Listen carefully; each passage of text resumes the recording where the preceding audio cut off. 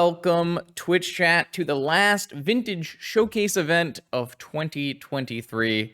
I tried a lot of different decks to try to get away from the paradoxical outcome, but I was unsuccessful in finding something that made me happy. I'll show you some decks I was considering for this tournament. I was considering playing Aggro Shops. I thought there was a lot of power in here and a pretty good metagame call. I was considering playing AggroVine. I think Collector Roof is a little underappreciated right now. I was considering playing Esper Tinker. I think Hull Breacher has got a really nice spot in the current metagame. And I was also considering playing Mono White Initiative with Serum Powders instead of the stupid Peacekeeper card. I was also considering a variety of different Atraxa Oath decks. Also considering this one with Null Rod in the main, which was pretty sweet. But all in all, I felt like I wasn't super happy with the other decks. I tried playing some Esper Saga decks, and I just really disliked the gameplay inherent in building your deck around Saga. I just couldn't really shake that. Like, Saga doesn't make me as unhappy when I play it in shops, because you have, it's not like inherent to your game plan. It's more of an add-on to your game plan. But I didn't really want to throw into the shops plan. And then the mono white deck, I actually really liked. The only problem I had with the mono white deck was I just couldn't stand the mirror. And I think there will be a lot of mono white today in the showcase event. So, also, I mean, I was really bad in the mirror because I cut 4 creatures and played 4 serum powders. So, I do think that there are some sideboarding updates to this mono white deck that need to be made for it to be like really good, but we'll see if people figure those out today. So for me, we're just playing Esper PO tuned for the current metagame. What that means is I am playing 2 Teferius for bounce. I am playing a Sphinx of the Steelwind in the main as additional hate for Bazaar decks. And then I am only going to play 1 Lavinia and 1 Hercules, and then bringing in Lavinia from the board. I do like Lavinia, but I really dislike her in multiples, and I really dislike how play draw dependent she is, so I put the second Lavinia in the board. I don't really like, I think swords and balance in the main are good right now, but I also think that I want my deck to be generically powerful enough in game 1s, and then be more targeted in game 2s. So I have my 3 swords and a balance in the sideboard. I also have basic planes in this version for fetching against Wasteland decks, additional Flusterstorm for combo, additional Mindbreak Trap for combo, and additional Opposition Agent for combo, up to 3 Hercules recalls, because Aggro Shops was doing a little bit of resurgence. Probably don't need this many Hercules recalls, but I think it's good. And then my biggest change for today is Jailer. I'm hoping my opponent shouldn't have too many answers to Jailer, and it actually is good in the non-AggroVine, both the Dredge and the CounterVine matchups. So we're going to play some PO, and we'll hope it goes really well. See you in round 1. If you'd like to see your deck played on this channel, check out the Patreon link in the description below, where you can find all the information you need to submit a donation deck list. Let's battle. Okay, here we go. Round 1, Vintage Showcase event. We're up against Jordan, who is playing most likely AggroVine. I think this matchup is pretty reasonable, though we have taken out some of our main deck hate with Swords and Balance, but we are playing the main deck Sphinx. The downside of the Sphinx is obviously that the newest versions of AggroVine tend to play 3 or 4 Besejus, which makes them have pretty good answers to the Sphinx, but it's still very strong, obviously. So we have to be worried about Collector Roofs and Force of Vigors in our keeps. And what a hard hand to put back.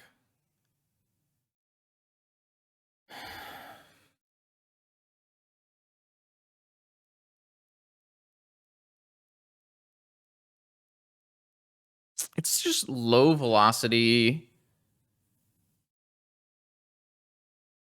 Like, if I put this hand back and my opponent ends up not on AggroVine, I'll be pretty upset. But it seems pretty hard to keep this hand when I'm not really close to a PO.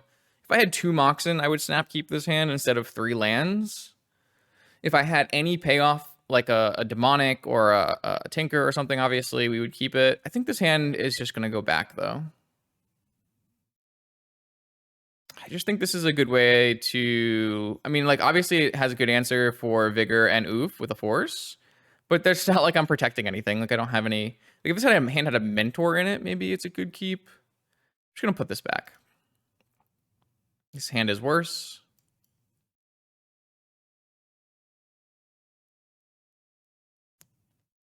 Let's go to 5. This hand is not keepable. Let's go to 4.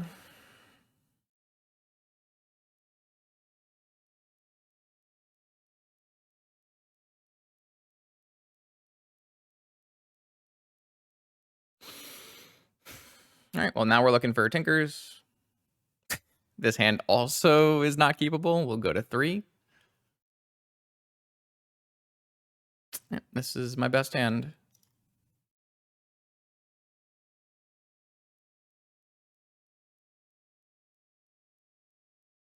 I think I just keep this, pass, and hope to draw Tinker or PO.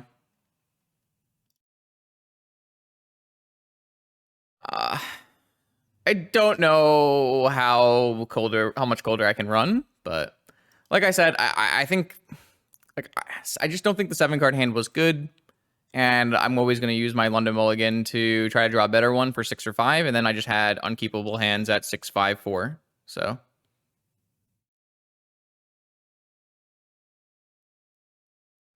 Oh god, they're not even on AggroVine. I will regret my choice to the end of days. I'm really surprised, to be honest. They were having a lot of success with AggroVine. Is it going to be Shops? God, if it's Shops, if I kept my 7-card.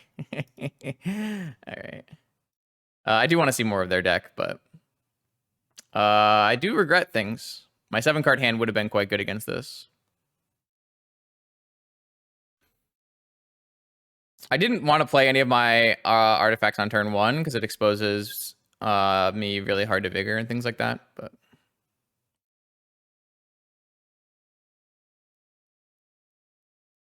Yeah, I mean...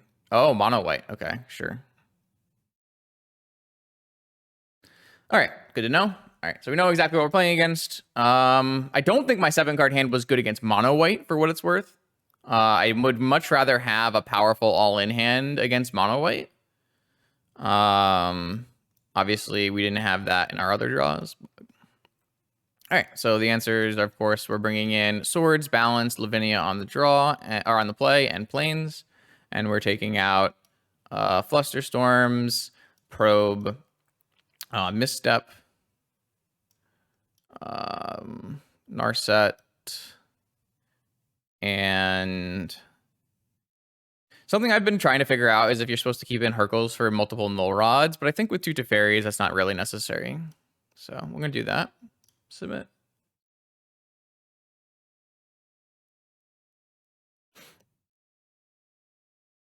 Yeah. Just have to push past the bad variants and keep going.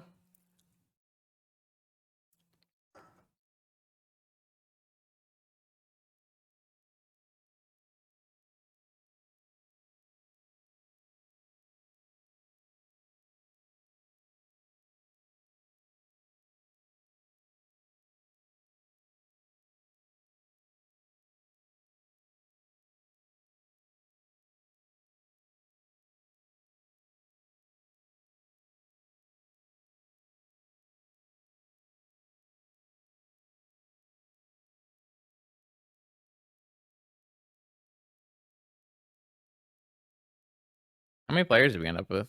I guess I can't look while we're in this.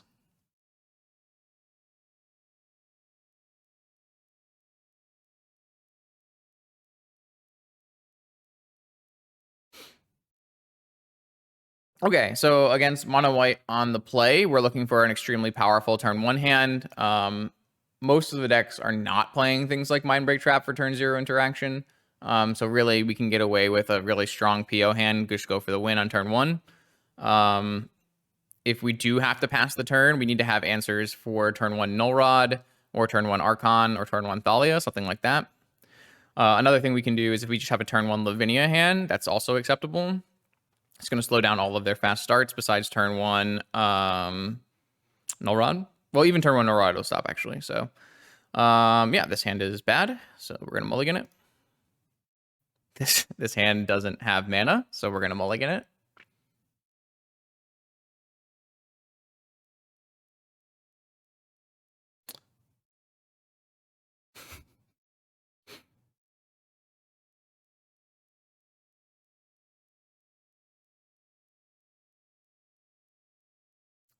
I guess we're keeping this. I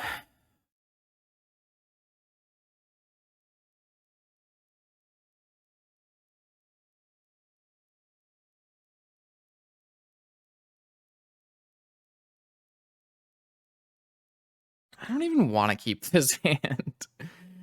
Is this 5-card hand actually good? I guess I could put back.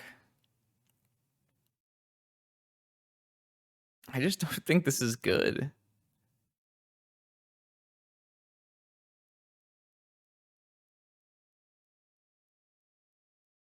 It's just not doing a remotely powerful thing anytime soon.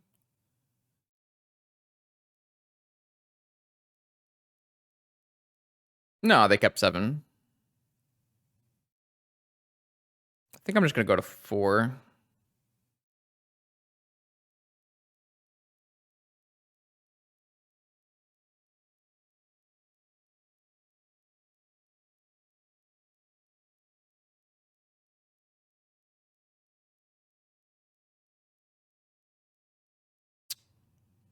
Okay.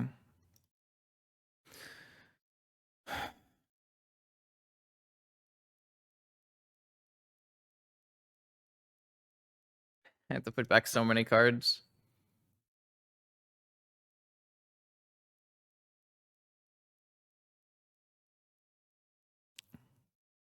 I have Force of Lavinia on turn 1. Maybe the answer is just no swords. I guess I could fetch.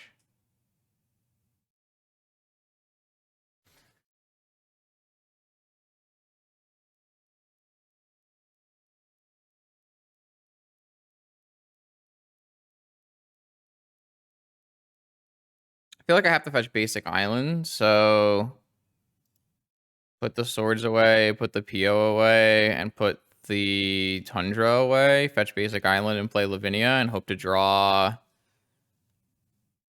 something good.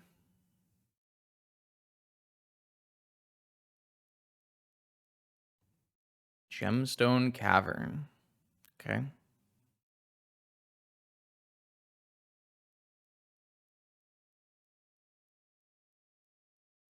That kind of hurts my Lavinia plan.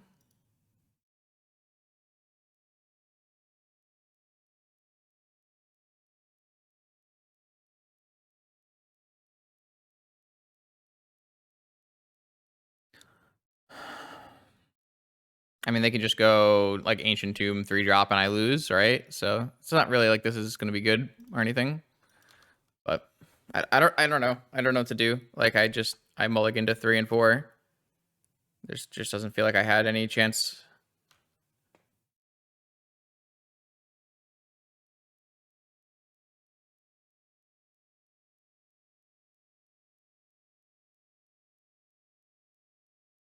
I mean, I could have kept some of my hands. I just don't think they were very good. Sure. You got it.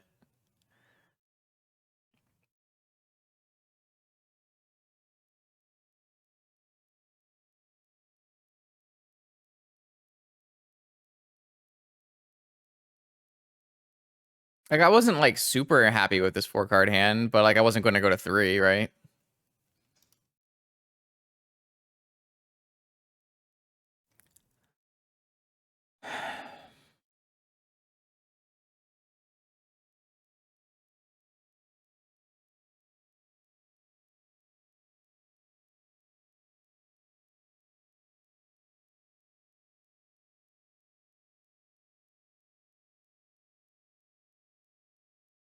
I mean, I can draw Tinker, right?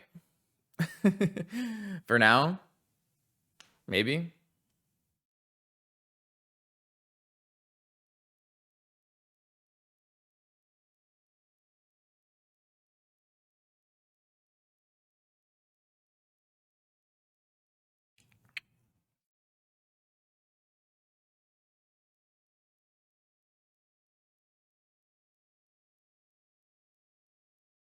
They should name Tinker.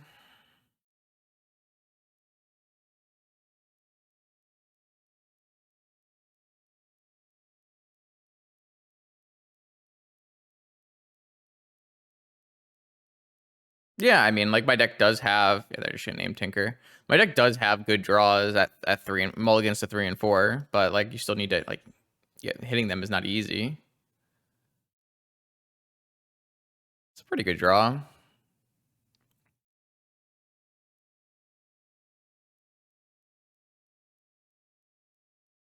I mean, it's like kind of a bad use of Teferi, but I don't really have any choices, right? I just have to keep going here.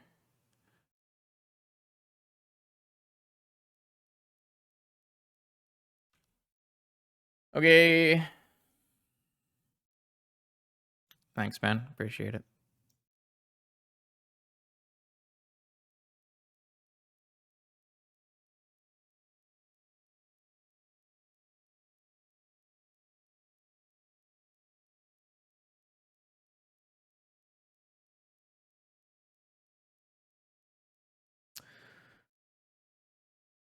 No, I dropped that show a couple seasons back. It was really boring, unfortunately. Had a cool start. Enjoyed like the first season, 2 seasons maybe. I'm not sure.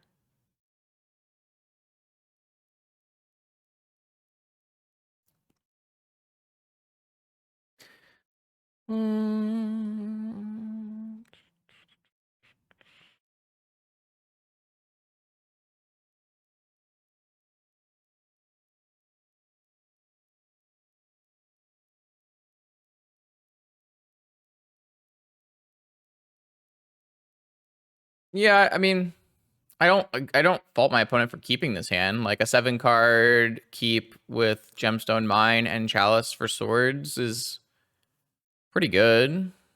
Like I can't Ancestral here, and I'm not gonna be able to Tinker here. So that's good. But the rest of their hand is not that great. So that helps. The problem is Pio doesn't have like very many great outs. Ancestral and Tinker are our 2 best draws. If my opponent names Tinker again here, we do have Pio for 2, which is not bad. Assuming they don't have like a follow-up Thalia or Archon. Those like Peacekeeper is not the card that Pio is worried about. Pio is worried about Thalia and Archon. Yeah, obviously the initiative would be okay here too, because they just need to try to clock me before I do something powerful. Oh. Yeah, I guess that could happen. So they have Thalia, okay. I didn't really think that would be the case, but sure. Time Walk. So it's still probably better to just cycle the Time Walk right now.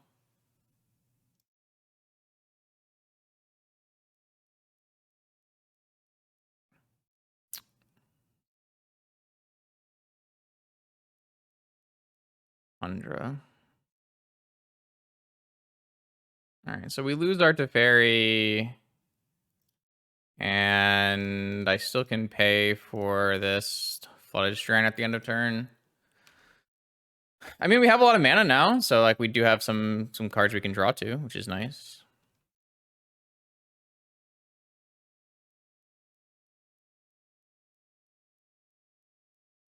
So Teferi dies, and we take 2, and then hopefully they don't have a creature. I guess I don't know. Things are bad. Maybe like Dress Down into combo kill is probably an out. Wow, they just don't have anything else, huh? That's crazy.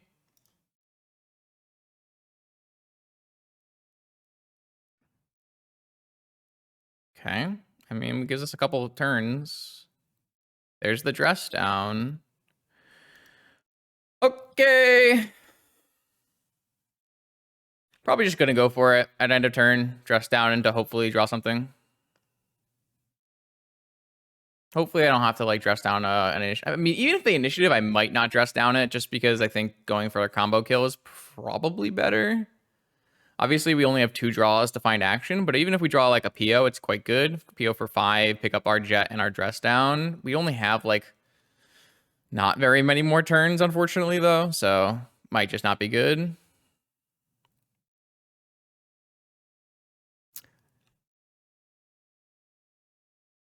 I don't exactly know what's in my opponent's hand. Maybe like Solitudes or something. All right, well, I'm going for it, I think. This makes the most sense. We'll just dress down, turn off Thalia, 2 draw steps, looking for something powerful. Tinker is our best draw still, even at 11 life. PO is fine. PO, like Moxen plus PO is pretty reasonable. PO here is pretty good on just 2.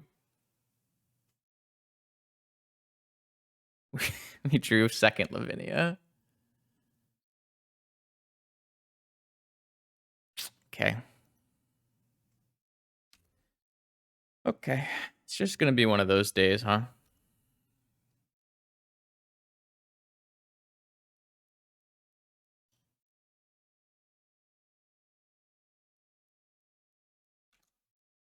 What am I supposed to do, man? My opponent's draw wasn't even good. My draw was worse. Yeah, that's not exactly how that will work, but... What is this? Oh, sure.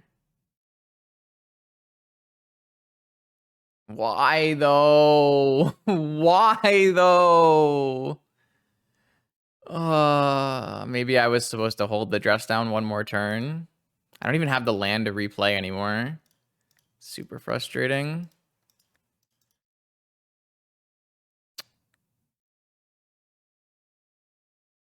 What is this?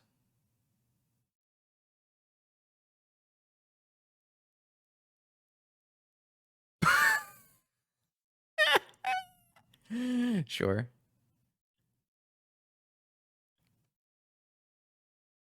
I mean, they had to have something sitting in their hand. Nothing quite like Sapphire, Gemstone Caverns, Hardcast, Mindbreak Trap for 5 mana.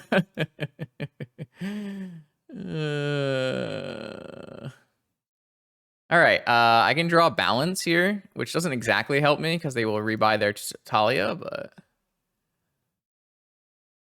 Tinker's still fine for Sphinx, but not actually Sphinx. Okay, I mean, like, I don't think that could have been a worse round 1, so that's fun. How many? We got 7 more rounds to win? Yep. We gotta win 7 straight. All right. Okay, here we go. Round 2. We're up against the Winged Hussar. I don't know. They've been playing a little bit of Esper Tinker recently. Oh no, I have the bug where I can't move my cards in my hand. That's the worst bug. I'm going to keep this hand against Esper Tinker, or presumably Esper Tinker. Obviously, we need to hit a little bit of action, but should be fine. Looks like they might be playing Bazaar, though. Maybe the switch up, the switcherinos. I still think I might keep this hand. Like, unlike the 7-card hands that I mulliganed in the last round, this hand actually does have, like, acceleration. Is Bazaar, of course. Yeah, this is the worst bug. I hate this bug. Okay. So the good news is if we can hit some acceleration, we'll be fine. The bad news is they did play 6 free power on turn 1.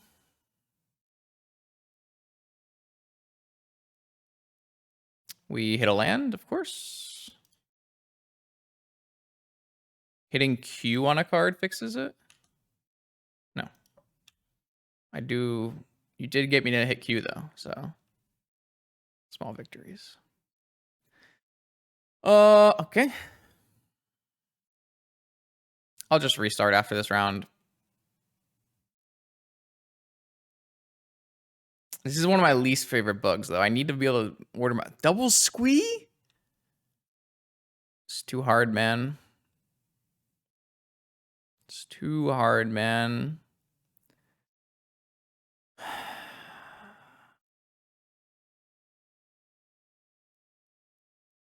I think I'm supposed to cash this dress down in.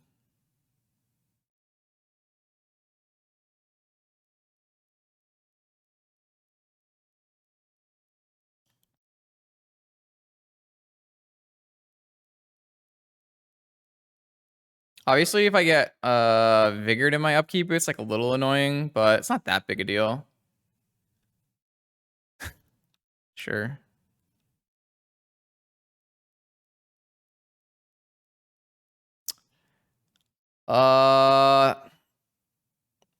We're gonna die. This is the I put a Sphinx in my deck, so I can even tinker a Sphinx and win the game kind of thing. But now I don't even have force backup, so there's just no hope. Maybe I'm not supposed to dress down so I can keep up force if I just draw exactly a card that's good, but really dislike that. I don't even know if I started recording. I did start recording. That's nice. Yep. I could have fetched double basic island, but I was thinking I was probably playing Academy that turn. I don't know. have fun at your game. I won't be having any fun at mine. Even if I have a good card to draw to, it's just gonna get countered. So, pretty much no hope here.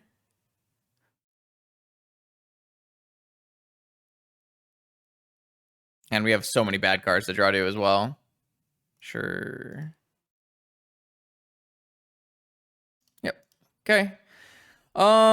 Not much to say there. I kept kind of a medium hand and got Bizarred. So on the play against Squeevine, I have Needle, I have Tabernacle, I have Balance, and I have Flusterstorm.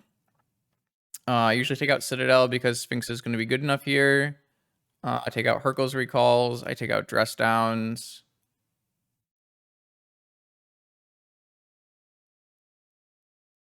Why that was a keep? Because I have Mox and mana.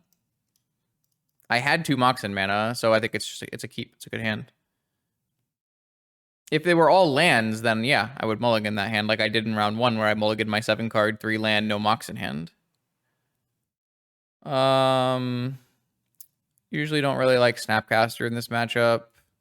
I do think I want access to a swords, but I don't really want more than 1 swords. And then I like the idea of not playing Misstep. There's a lot of cards that are just not very good here. Yeah, I need the Jailers. Jailers are great here. And that way I can take out my Opal that I was looking to take out. And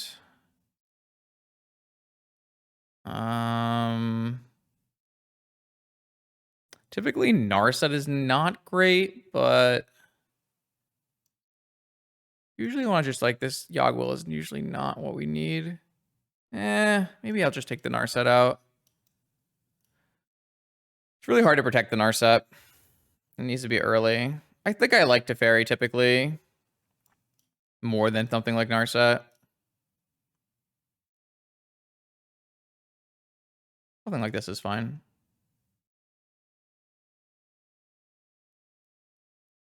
I also didn't think my opponent was on Squee, for what it's worth. I thought my opponent would be likely to be on Esper Saga, but like again, they switched decks right before the event, which is a good play.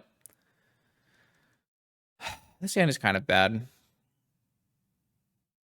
Don't really like this hand.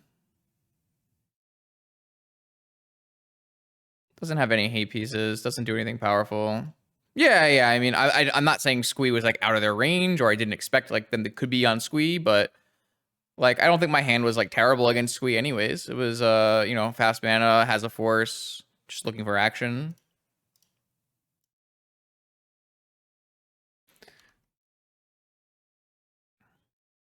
I am gonna fetch a non-basic here if they want to wasteland me. I think it's upside.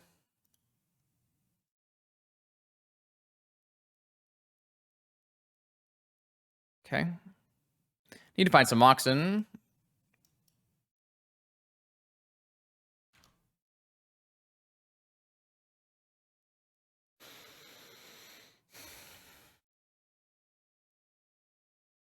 Yep, 6 free power. At least we get to wipe the board.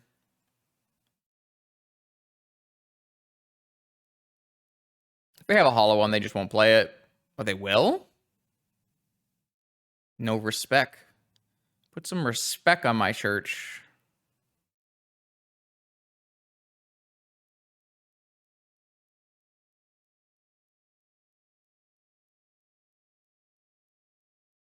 That's kind of interesting.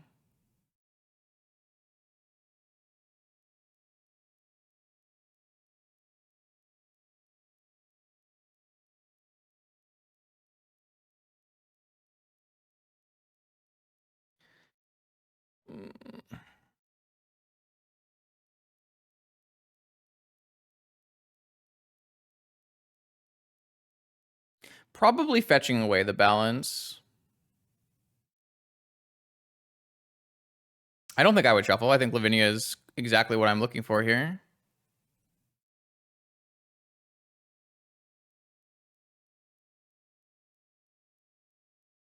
I think I'm going to fetch a basic island, though.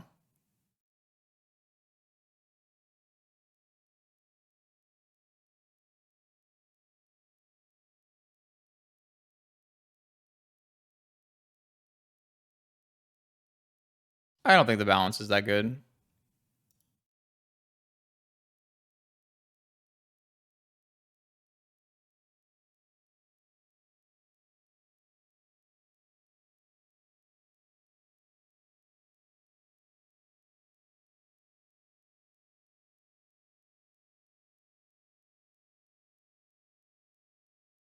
Got a force.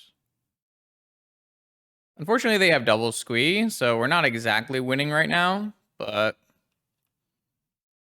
if we draw a box in next turn, we can go Tolarian, Tinker with Fluster.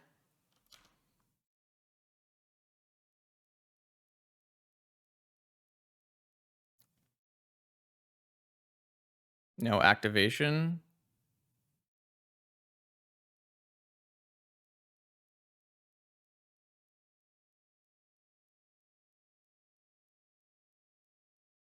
Yeah, I mean, if you aren't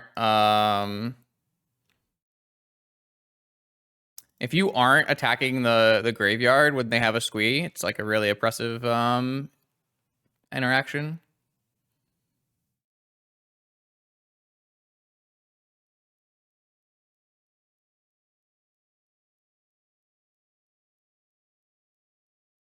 But I mean, all of these counters are going at our Lavinias and not our Tinker, which is very important.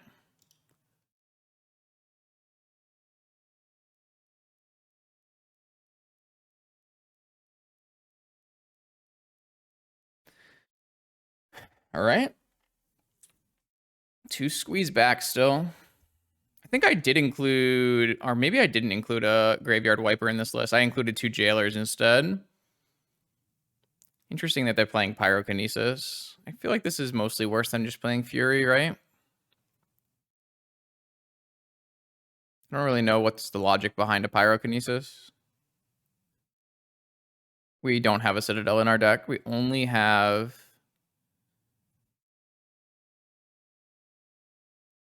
but I've seen lists that play it before the 4th copy. I don't think I'd ever want 5 copies either. All right, my opponent is running 2 creatures into this to bring back a Vine.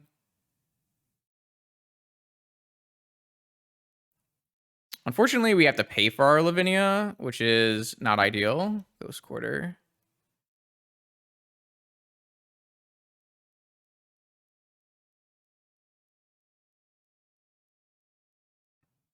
Can always draw a box in here, though. Or a land or anything. Force is actually not that good right now.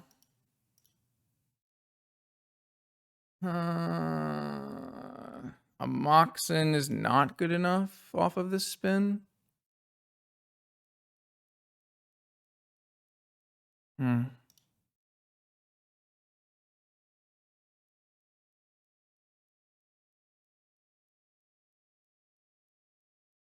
There's the Moxen.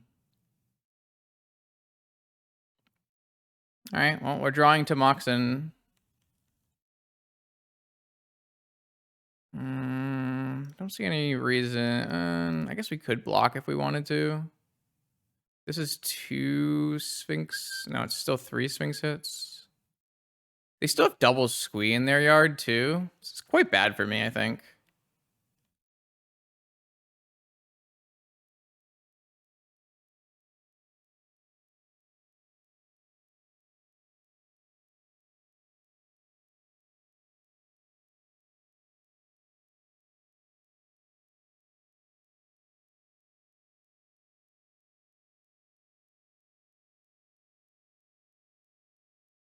Well, they still have to get a Caracas for Lavinia. Okay, so this is still not fine anymore because they wasteland me.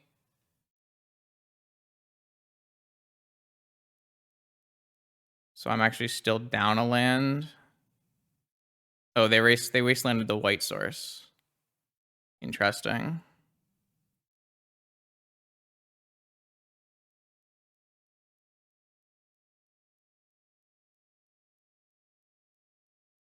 Kind of a bold play.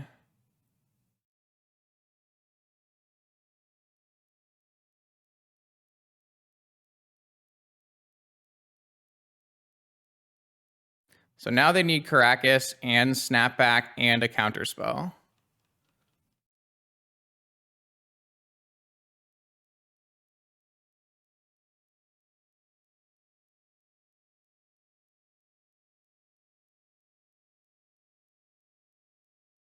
Or a Mazavith.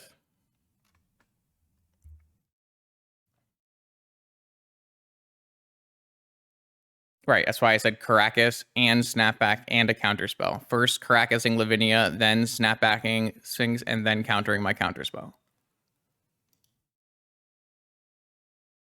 Well, we were like a little tied up on our Lavinia because of our Tabernacle, which I think is fine. I think my opponent was supposed to wasteland my Tolarian Academy instead of my white source. I understand that they're worried about like Swords of Plowshares, but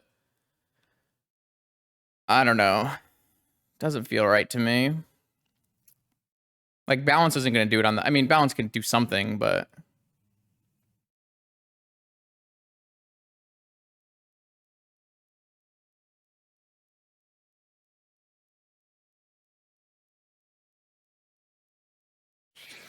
Uh-huh.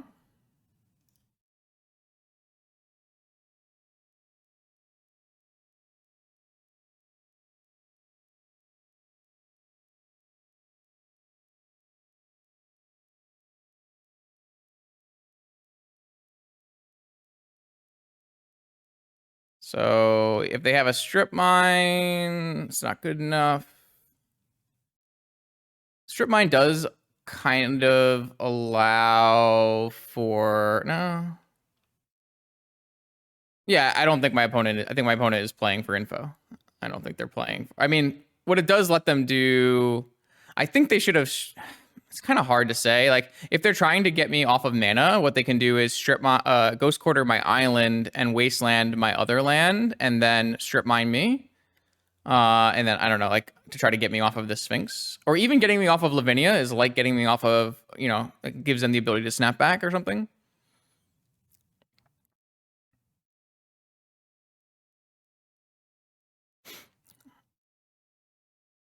A card I always thought was interesting was Mazavith. I know Andy Montolo used to play some Mazaviths in their Vine sideboards. Yeah, but this was like kind of the plan in game one as well, was just get a Sphinx out and protect it. But actually, this was a pretty crazy game because my opponent was basically drawing 5 cards every turn, but we did draw like double Lavinia, so that helped a lot. Even if they quadruple Vengevine this turn, that's still not enough, right? Because I'm only going to take 12 and gain 6.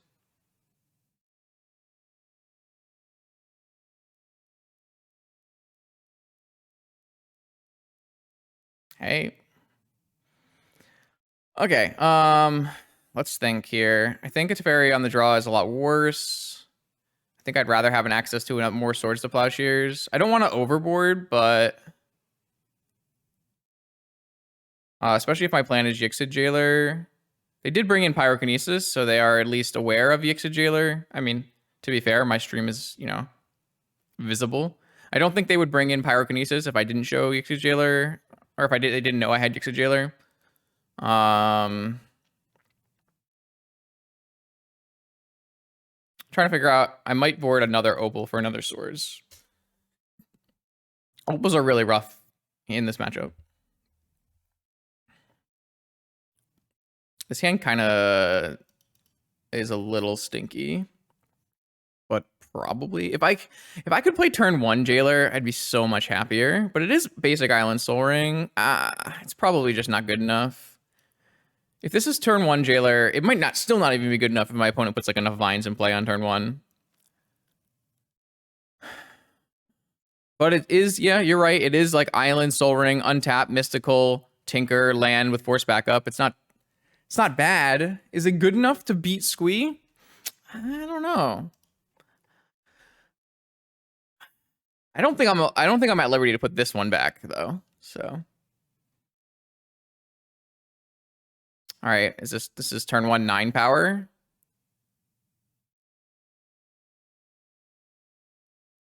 Yep, turn 1 9 power, 7 card squee hand with a squee. I mean, this deck is just so broken, man. It's really crazy. Yeah, I mean, we're all in, but their opponent's gonna have like triple counter magic, so it's gonna be tough. They have to not have double counter, which I think is fairly unlikely.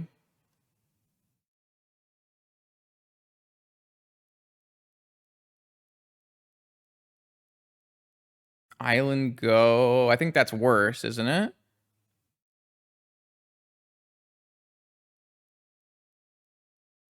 I mean, it doesn't play into Vigor, I guess, but...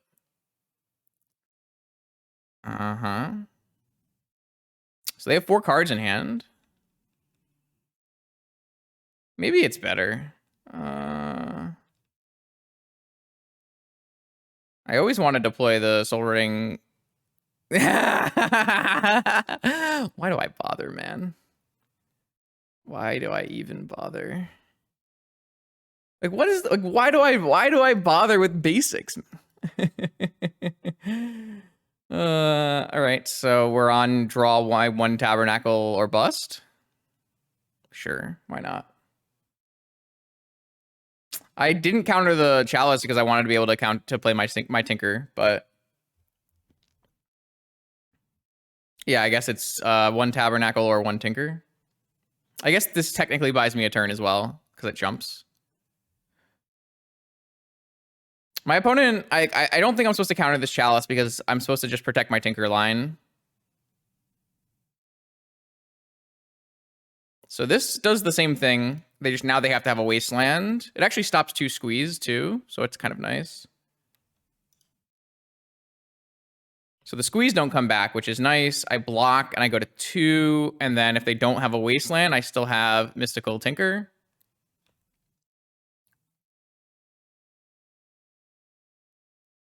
Yeah, I mean, like I said, I think I like the way I played this game out. It might not work out. They pitched a Vigor. All right, I will block.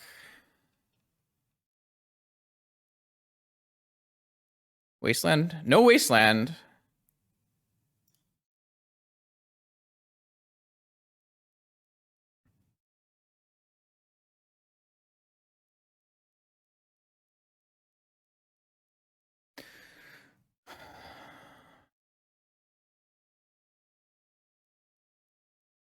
Unfortunately, I play into Force Mindbreak Trap, but not much I can do about that.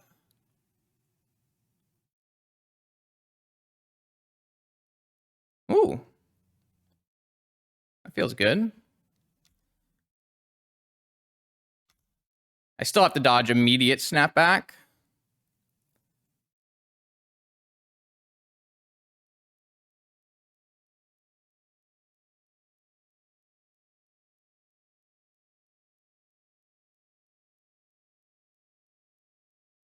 Oh god, am I dead through Sphinx?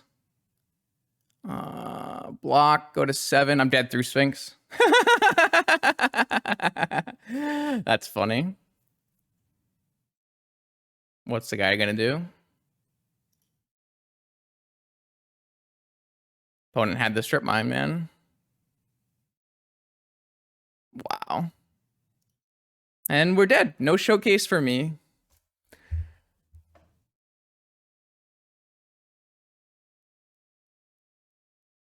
I don't know. I feel like we ran just about as abysmally as we could in this tournament.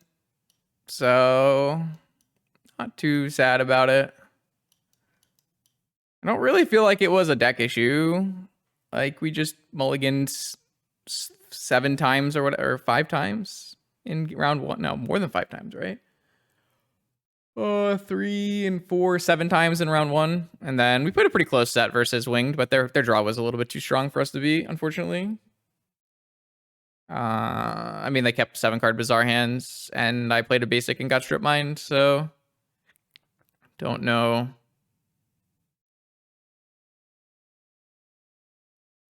Yeah, I mean, whatever. Is what it is.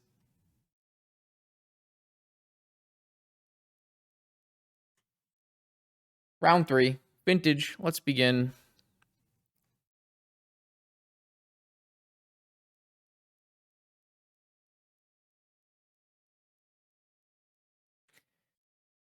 Oh boy. All right. So, what are we looking for here? Jet, Opal, Tinker, something like that. Even just finding Tinker off our spin. We get to leave open Fluster this turn, which is nice. And then we look for our best card, and then hopefully we do the powerful things. It'll be great. Ooh, Scalding Tarn Go. Fancy seeing you here. Blue decks need buffs. Imagine trying to play blue decks right now. Uh-oh. Am I getting Ancestral? You have 7 cards in hand. Underground Sea. Brainstorm. Interesting. Very interesting. Well, I sure hope we draw Tinker and ruin their day. That's not Tinker. It is Merchant Scroll for Ancestral, though.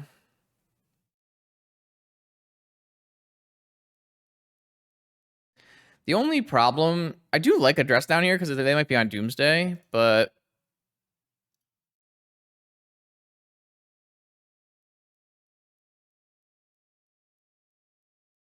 I guess there's no... Yeah.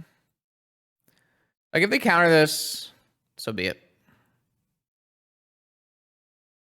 Think I don't care.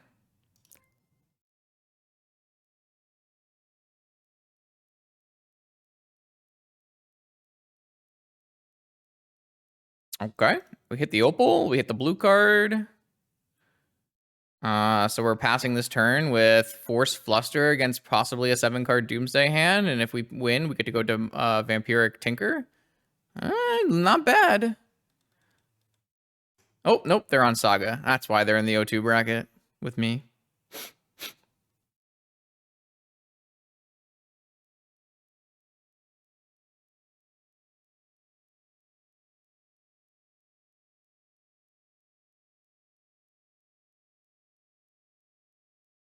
Opposition agent? No way. That's nasty. I love it.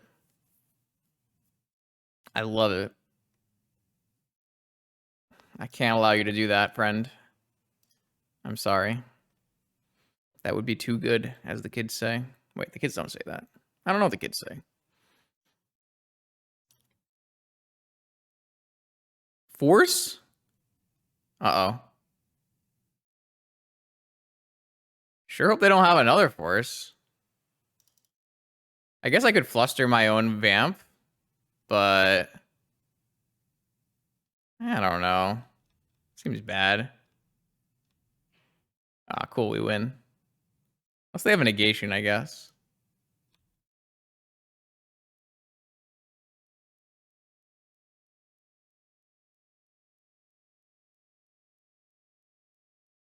Oh, they're dead. I am the greater Tinkerer. The main deck opposition agent there looking a little spicy. Oh yeah, they doomed. They doomed. Send that back from whence it came.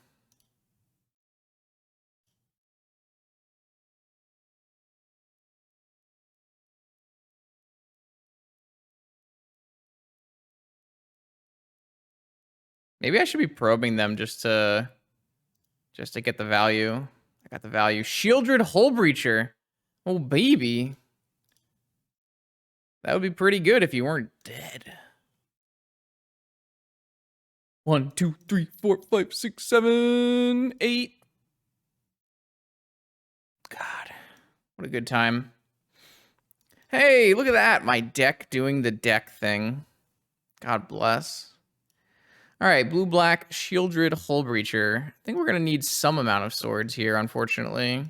Even though I have Dress Down, they have so much stuff. Maybe Force Fluster. I don't know about Fluster as much. I do like an Opposition Agent, possibly like a Sylvania. No need for this. No need for this. I don't think I need a Hercules Recall. Typically, Mystical's fine because they're not a Pyro deck, but we're going to need to cut some cards at some point here.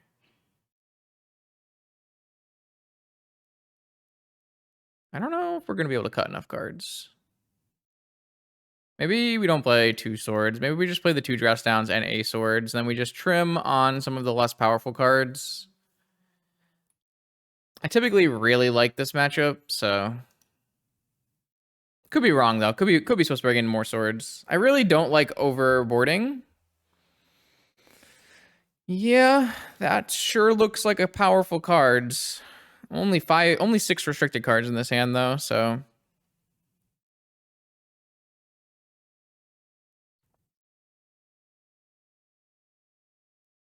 Ancestral. Well, I'm gonna go for it.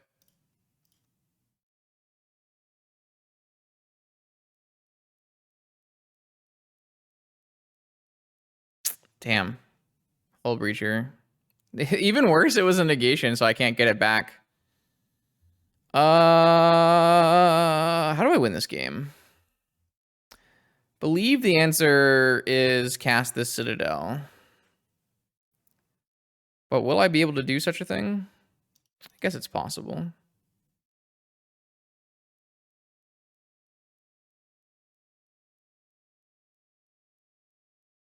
Any Moxen next turn?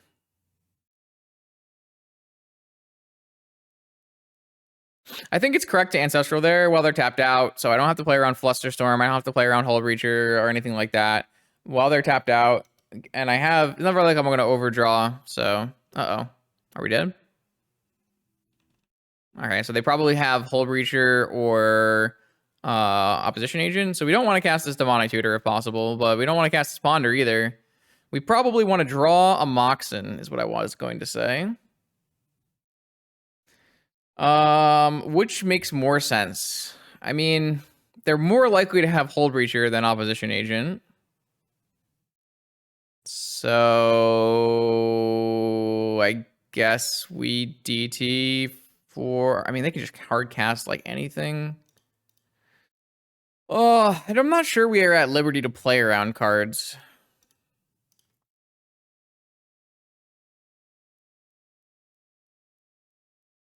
All right. That's a good sign. So what's the best Moxen for us to put into play here? Well, the answer is it has to be Mana Crypt, right? So not much of a question.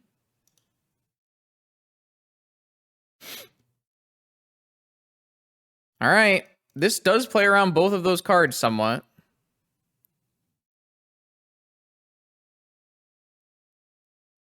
Okay, so we effectively played around the Hull Breacher. Now we need the swords on top of our library. On my own Opposition Agent. Interesting. We can also flash this in and block. I think I'm down to wait on the Opposition Agent here. I think I already have my land drop, so there's a lot of value in a flash Opposition Agent considering they don't have a force, clearly. They have a lot of tutors in their deck. And we could always just kill the Hull Breacher if we want. I think I am going to kill the Hull Breacher.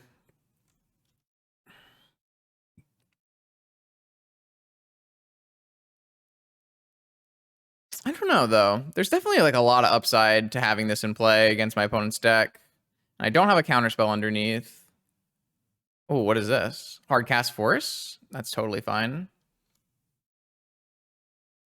I'm okay with that. So they just drew force for turn, or they have no more blue cards in their hand? Interesting. So we have Yogwill here. So Yogwill, Lotus, Demonic. I don't know. There's like so many things we could do. I don't know. Let's find out. Yogwill. Lotus. Demonic. Oh. Demonic.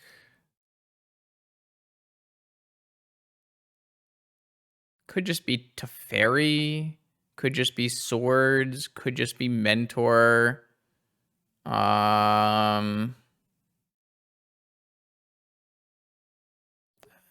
Teferi seems fine.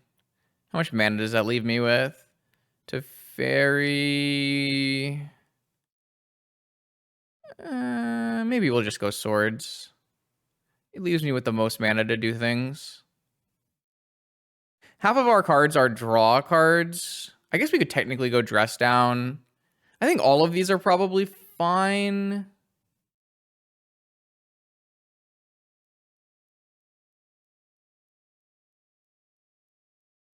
Let's try Teferi.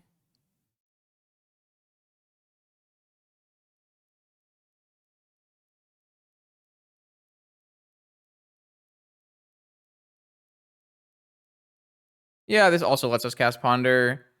Unfortunately, I have to draw this PO, but it's fine. Play this. Crack this. Tundra, I guess. Fluster. Definitely like the idea of having Fluster. I was kind of hoping for a PO, though. Fluster, Mindbreak Trap. I guess I can just draw... I can draw the Fluster and cast the Mana Vault, and then... Or I can cast the Mana Vault and PO. Yeah, that's going to be fine.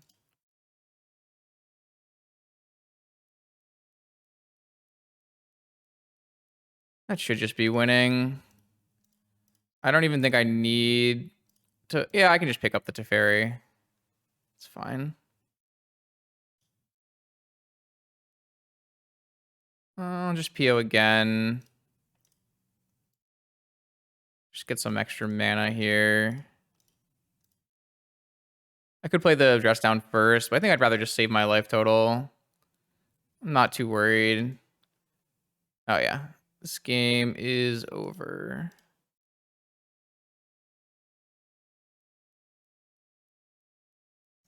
I just need a Time Walk, and I have a Vamp, so...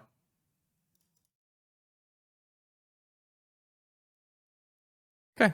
Yeah, easy does it. My opponent's deck has, you know, 6 cards that are good against PO, but they all cost 1,000,000 mana, and I don't know. I just feel like my deck is more streamlined than these Saga variants, so... Not bad. All right, here we go. Round 4 of our Vintage Showcase event. This hand is just so medium. Let's throw it back, try to find something better. This hand has no mana. The amount of 7s where I've said, let's try to throw this back and find something better, and then immediately had a 6 where I could not keep it is not ideal. All right.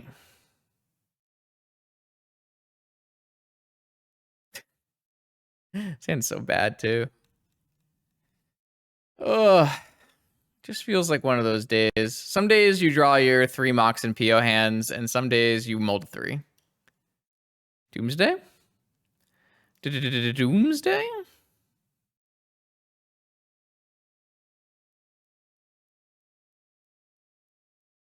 I think it's just, I mean, it's Magic.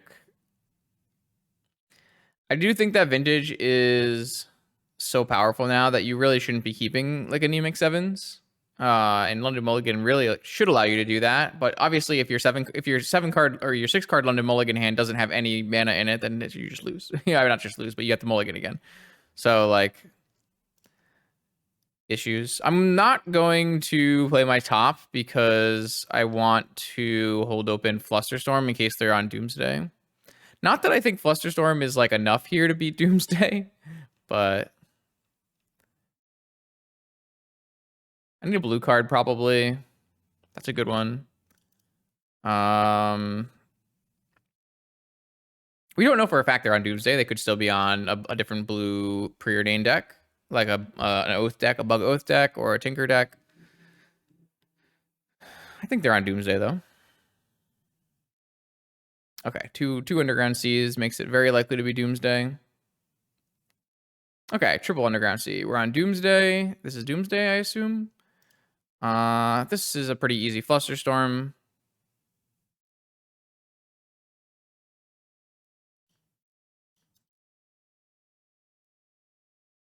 They could have Day's Misstep, I guess. But I think that's okay.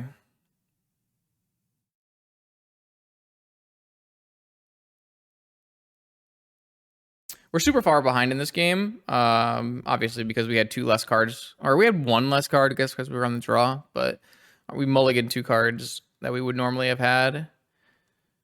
Even if I hit, like, I don't even know what my best hit is. Maybe my best hit is Land Mentor, Mox Mentor, Mana Crypt Mentor, something like that. Ancestral. Wow. So they're going to force they had a Flusterstorm in their hand, so they're going to force a Flusterstorm, and then what? Days? They're going to double force my Flusterstorms? With two Force Pitches Flusterstorm? I highly recommend never making this play, chat. I'm going to force your Doomsday.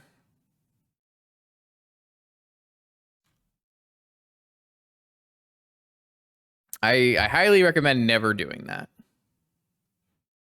Hit the Mana Crypt. Okay, all right, okay.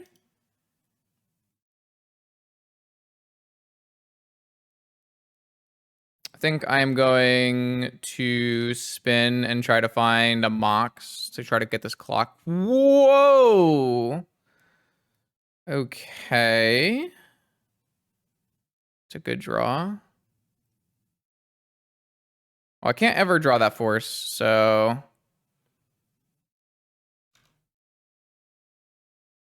We are going to activate our top on our upkeep. That'll give us 2 triggers. Okay.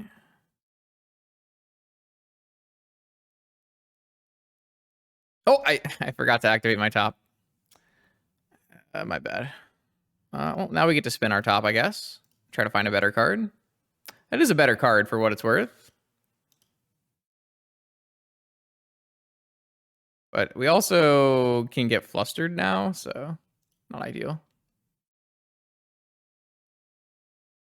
So if I demonic for... I guess I just demonic for Ancestral.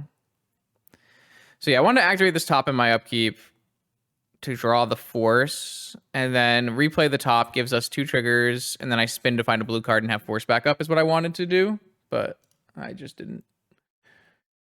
Okay, so my opponent is on Doomsday, and I am going to bring in... Yes, I'm going to pay my 1 and 2 bracket actor to do what, Slasher? Win me more pity chests? Like, what are we doing here? What's the goal, Slasher? What are you thinking about here? Yeah.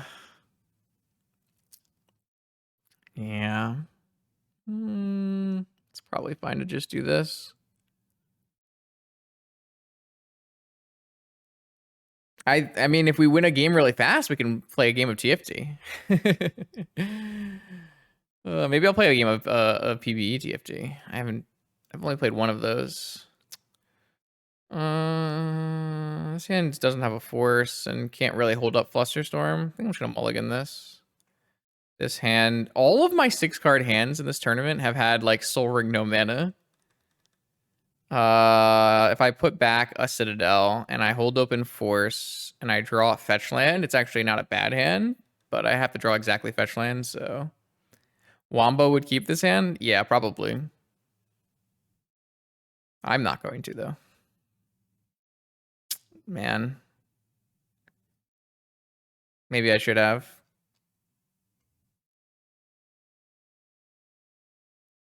Maybe I shouldn't have. Bottom.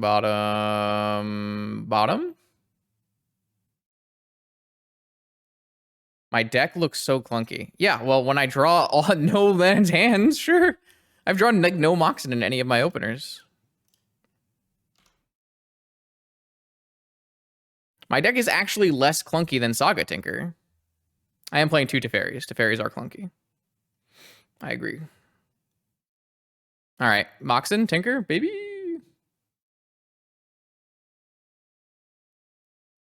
I mean, I streamline my deck to be less clunky, Slasher. I'm like playing no swords in the main, no balance in the main.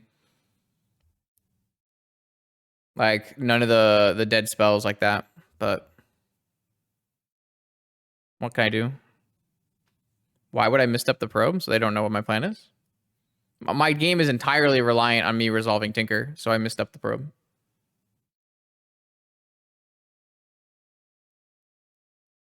I'm not saying like if I had a 7-card hand here, I would never misstep the probe. Never. But my hand is land, mana vault, Tinker.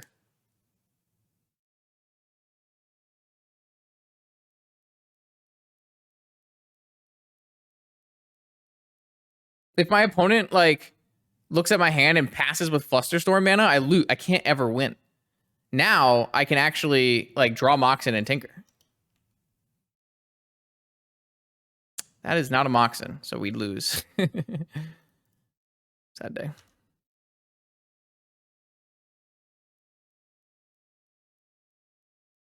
We are not living to turn 2 here.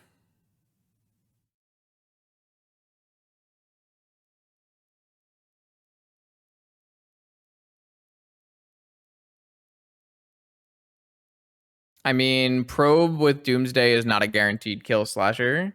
You have to have other cards in your hand on turn 1.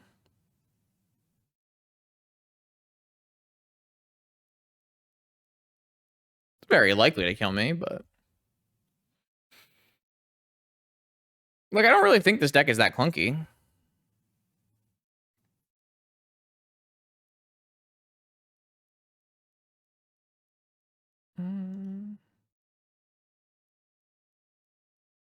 Okay.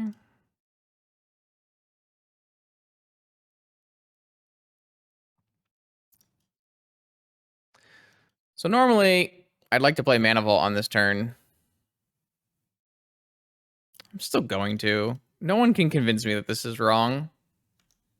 Having the ability to play Mentor and then have Mana Leak Flusterstorm next turn just seems so worth it. Like, the amount of times I die on turn 1 to Doomsday here feels kind of low. Not a fan of Teferi. Like, I don't know. You kind of... It's good to have catch-all answers. There's, like, a lot of null rods and stuff running around. I don't think Teferi is amazing. And I would certainly be okay with cutting a Teferi for a different spell. Oh, no. Am I actually dying to turn 1 Doomsday after? Yeah. Punished for my hubris, I guess.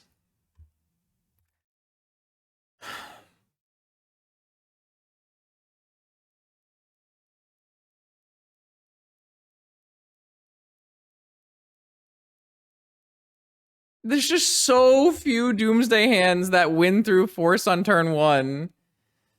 I need to get my mana out so I can play Oh my god.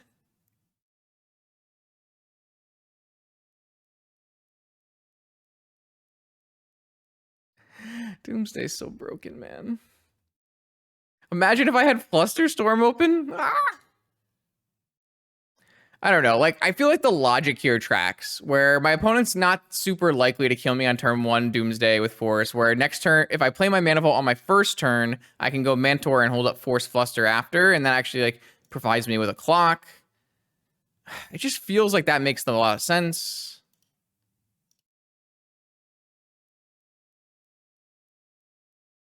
But they did go Lotus Doomsday, so that is the thing I didn't want to see. Oh, boy. For what it's worth, I don't think Mentor is very good against Doomsday. And if you have like enough cards, sometimes you board out Mentor versus Doomsday. But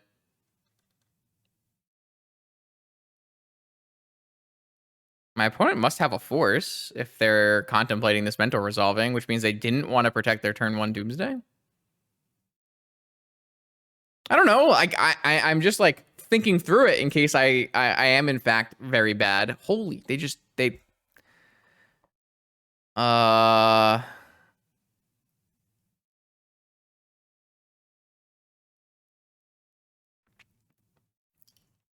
maybe they have a second Doomsday Slasher.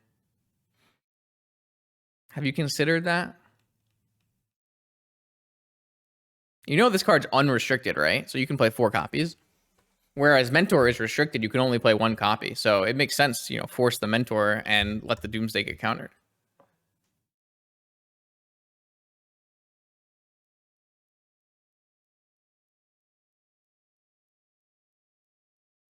Well, you don't know if they could have won Slasher. They would have to have draw spells.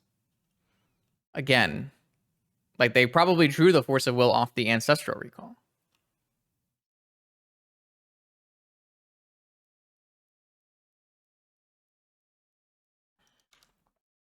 This looks quite bad for me, considering my opponent and I have the same amount of mana, but they have 2 more cards because they resolved an Ancestral Recall. And I have a tapped Mana Vault killing me. Uh-huh. Okay. All right. We Doomsdaying. What's the plan, friend? What is the plan? Nothing. All right. Well, if I could wait, I could maybe go for Tinker, but I think I'm just going to go for Ancestral.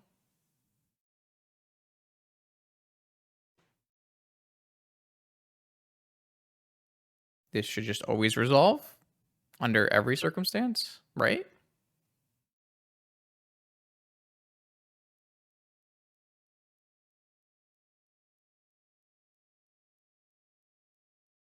What circumstance would this not resolve?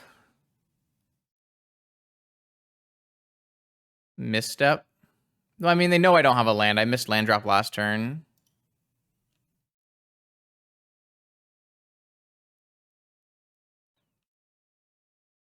So, I think I'm just going to pass.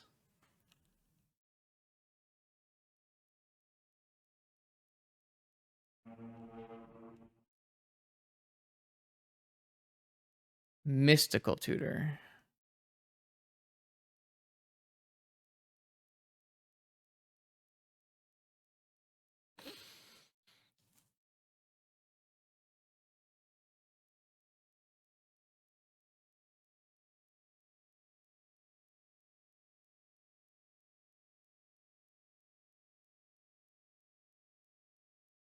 It's not good. That's not good. I was hoping for like a force or something. All right, well, hopefully this Fluster beats a Doomsday. It might. Well, they hit a land drop though. So now I'm not happy. Now I'm not sure.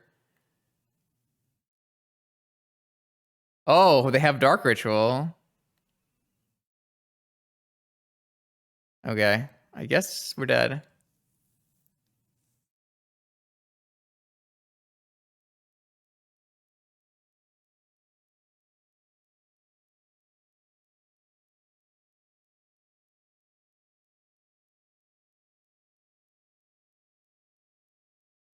I feel like I could have played this game differently, maybe. Just not playing the Mana Vault on turn 1 makes this a completely different game. So they're going to go for Ancestral. Oh.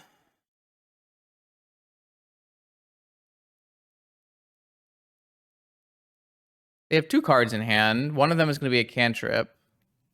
So if they have exactly Cantrip Fluster, we lose. But if they don't have Cantrip Fluster, we could maybe do a crazy dress down thing.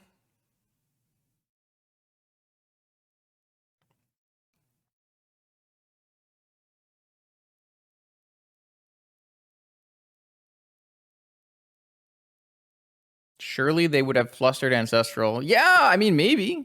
I don't know, man. So if they don't have Cantrip Ancestral, then at least we have Counterplay for this turn.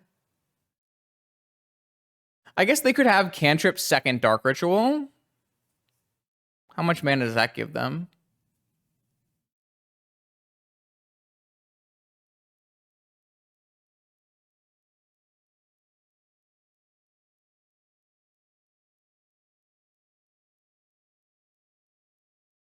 Well, I mean, I'm gonna counter the first cantrip if it's not a Street Wraith, obviously, right? So I guess they could also have double cantrip in their hand.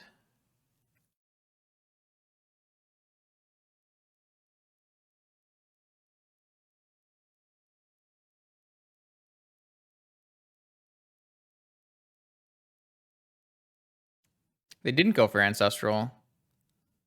So are they going for Gush? No Lotus. No Street Wraith. Oh, wait. There might be one Street Wraith. No, one, two. Yeah, there might be a Street Wraith. They have Murktide? I hate Murktide. So they have one Street Wraith missing. If they didn't trim any. One Fluster, two Fluster, three Fluster. They probably have a fourth Fluster missing.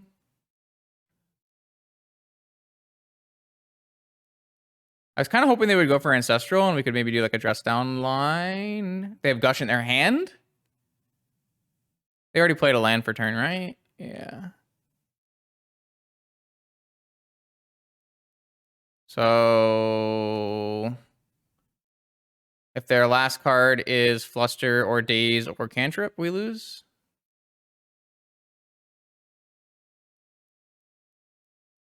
Maybe.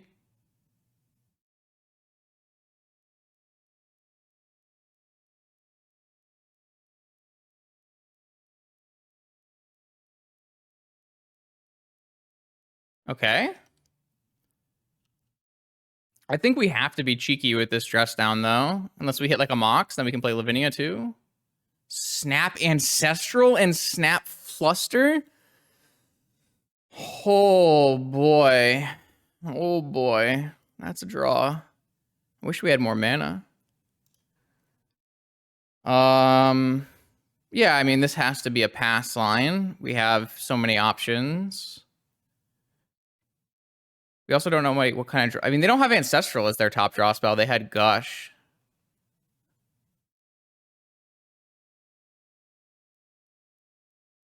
I mean, it depends. So right now, Snap Ancestral puts them to 0 cards, which would be pretty bad. So we know they have 2 lands. We know they have 1 land, Brainstorm. So Snap Ancestral just kills them here, unless they had put a counter magic in one of their cards.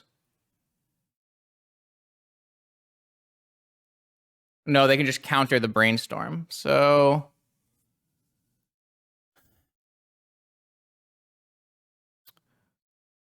I just feel like they're going to have a counter spell, right? Force, force, force. No force. It'd have to be Flusterstorm. Wait a second. They can't play another land drop this turn, right? Sapphire Jet. So they can't have a Fluster after if they play Oracle anyways. So we should just be able to dress down the first Oracle. Because this will put them to 0 and then to 2, and then they're going to play an Oracle. But they don't have force, force, force, force, force, force. Yeah, there's no forces, and there's no fast mana. And I can't get dazed. So I think I just respond to the first Oracle with a dress down, and then we can, while they're tapped out, maybe Snap Ancestral them or something. I mean, it's pretty unlikely they ever built a pile to beat dress down unless they follow me or saw my hand, right? So...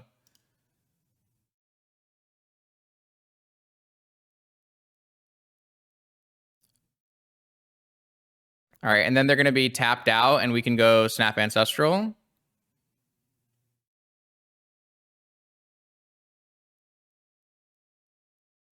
Can they beat that? What about the Mental Misstep? No Mental Misstep. So they could have Negation, maybe?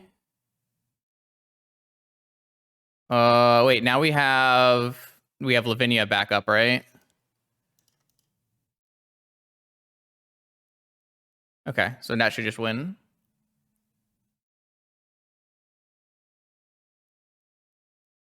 Hey, who was asking for the lethal ancestral earlier today? You got it. Lethal Ancestral.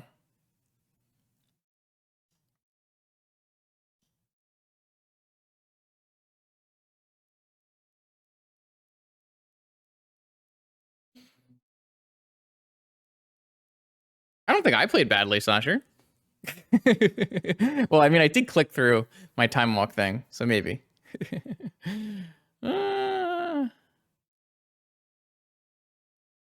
I think the first game, the double force on Fluster was really, really not an ideal play. I don't know my opponent's hand well enough in game 2 to say if like the ancestral no force back on the Doomsday thing was bad, because the Doomsday doesn't need to resolve there. So we continue. Round 5, probably a PO mirror here. See how that goes. This hand's nice. Keep. Yeah, I mean, I understand. Was he able to pull together more blue cards? Because I think you want the blue count to be high enough. You play like Misdirection, considering there's a lot of Swords of Plowshares running around. You have some options.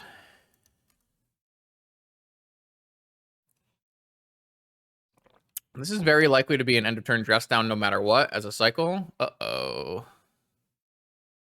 Uh-oh. Uh-oh. Uh-oh. I am I am not the better PO player here. Oh my. So if my opponent POs for 4, whatever.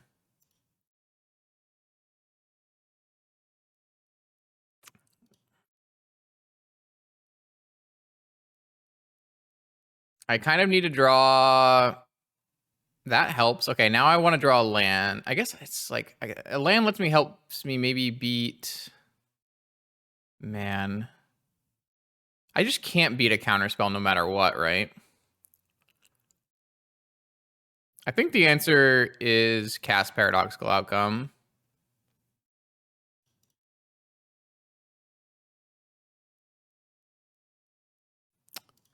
I think that's the best play. They have a counter, they have a counter. I wasn't beating a counter anyways. Hard cast negation? Oh, that's a kind of a nightmare. All right, well, if I fade a turn, I get to play Tinker. Maybe. Wow. Force. Pearl. I'd love to bait with Mentor, but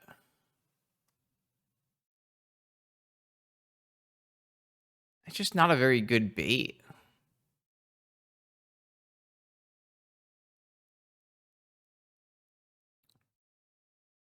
Holding up Fluster just does nothing, right? My opponent has 1, 2, 3, 4, 5, 6, 7, 8, 9, 10 mana.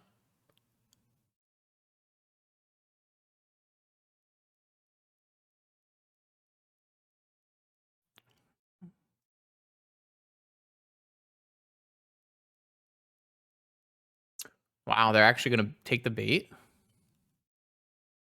Okay. Oh, I should have held this for Storm, probably. All right, my opponent took the bait, so if they can fade one more turn here and we resolve a Tinker. Saga's a fade. That's a fade. That card does nothing. Do they have a third force? Ooh, Oh, so I can beat Force now, but I lose to Fluster. Or I can beat Fluster and lose to Force. Well, if they had Fluster on the first turn, I think they would have used Fluster. And they couldn't have used Fluster on the second turn. But I also think that it's possible they just have a third force. I think my read is Force. So I'm going to... The problem is if I demonic for frickin'... If I demonic for Force, and they do have Fluster, we have no recourse. But if I Tinker and they have Force, I can still demonic for Yogwill, and I can Tinker. So I think we're supposed to Tinker.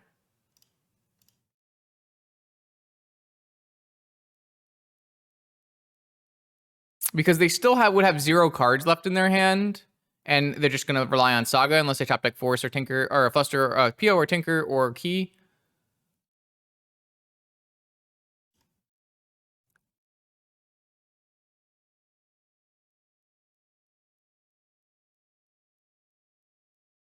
Wow.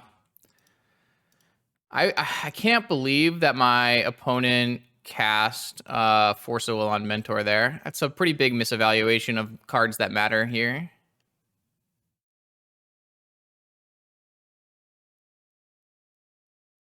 This obviously plays into a Fluster as their last card, but I think that's fine. Okay, so Fluster was their last card. So I played around Fluster and I got rewarded for it.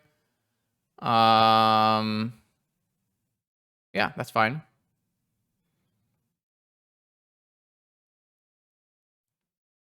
Actually, I could pay for some amount of this.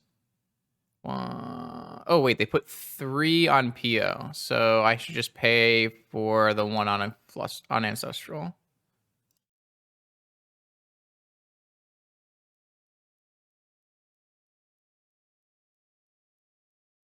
Maybe I'm not supposed to because there's a Narset on top. I mean, it worked out, so. Narset, pretty good here.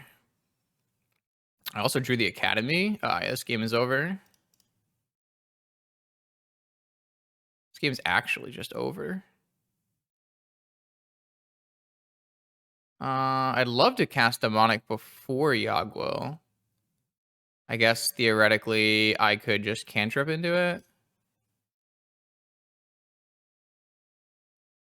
Maybe I just don't care. I just go to my next turn, right? I could just go Demonic. Yeah, whatever. It's fine. Nothing I do matters from this point.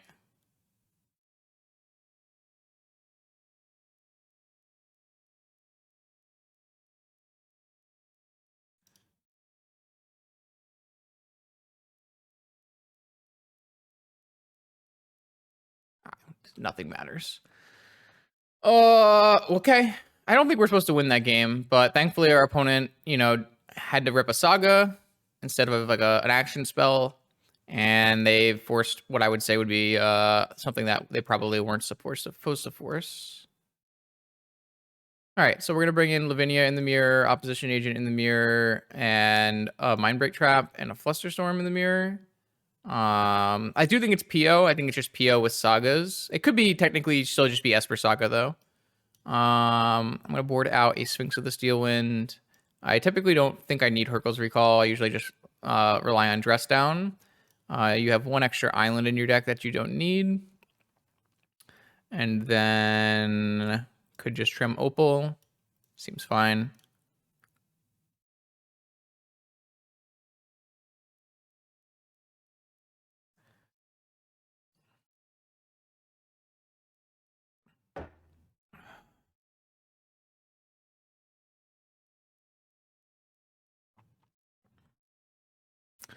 This hand has really good mana and cantrips, so I'm going to keep it. It doesn't have a Force of Will, which you really want in the PO mirror, but I think it's pretty much impossible for me to pass up a super strong fast mana hand with a cantrip.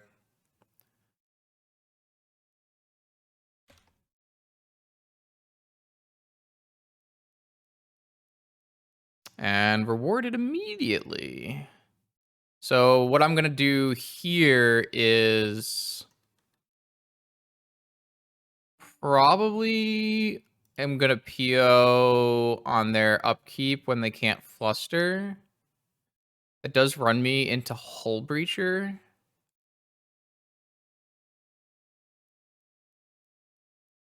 Maybe I can wait and try to find a spot where they don't have mana. Oh, wait, I can't beat Fluster. What am I talking about? Oh, they have a Mental Misstep, maybe? That'd be really bad for me, actually. No. Oh, they're playing around Opposition Agent. Okay, that makes sense. In that case, I think I would rather just ponder and try to find a force.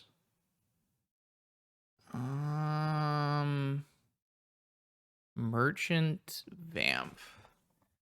So the problem with keeping these cards, I mean, I can Vamp Tinker after PO gets countered, but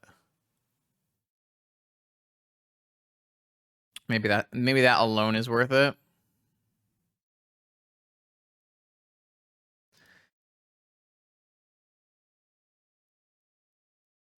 Just back-to-back Haymakers. I'm just worried that they're going to Tinker with counterspells on this turn. I guess if they have counterspells plus Tinker, I'm dying anyways. I was like hoping maybe to find Fluster. Did I bring in my other Fluster? I don't remember now. Yeah, I did. Okay.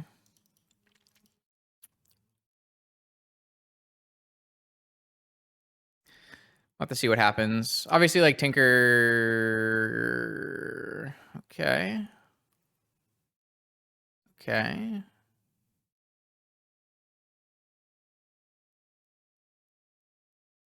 Demonic. Okay. I mean, maybe they're just going to go for Tinker here. We respond by POing for 3, hoping to draw Force. Or maybe they just pass. I don't know. They don't have that many cards in the hand, though. I'm not sure about this Ponder. This Ponder is the one thing I'm like really questioning this game.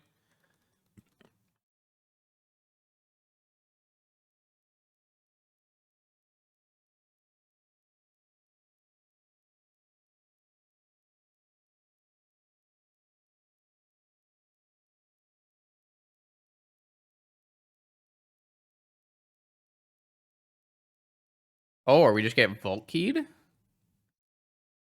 Or maybe they have a Saga? Okay, sure.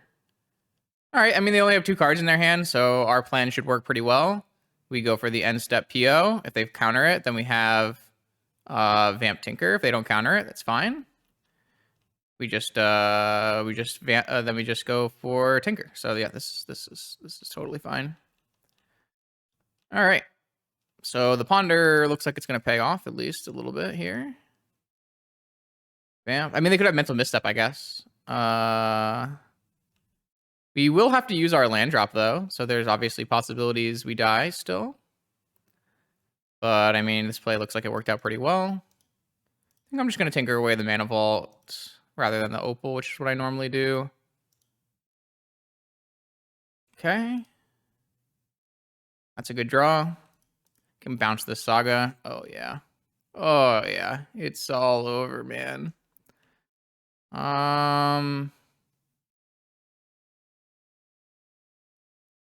What are you supposed to get here?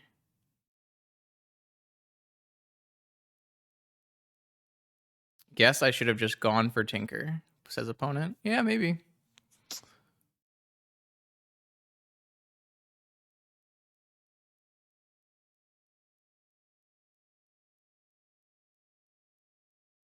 I think I might just take a Force out of my deck. I still have a Teferi.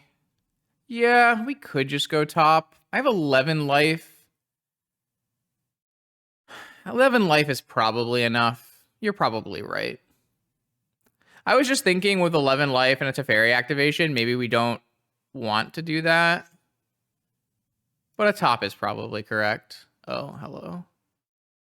I don't really want to cast that right now, though.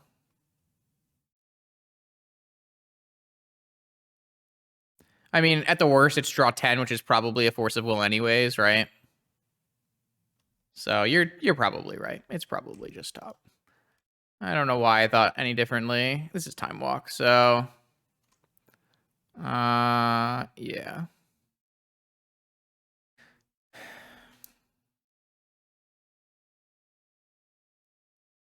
I don't know. I really, really like my deck in these mirrors, especially if my opponent is going to play Saga. I don't know. I really don't like Saga in these matchups. It doesn't feel like it does anything.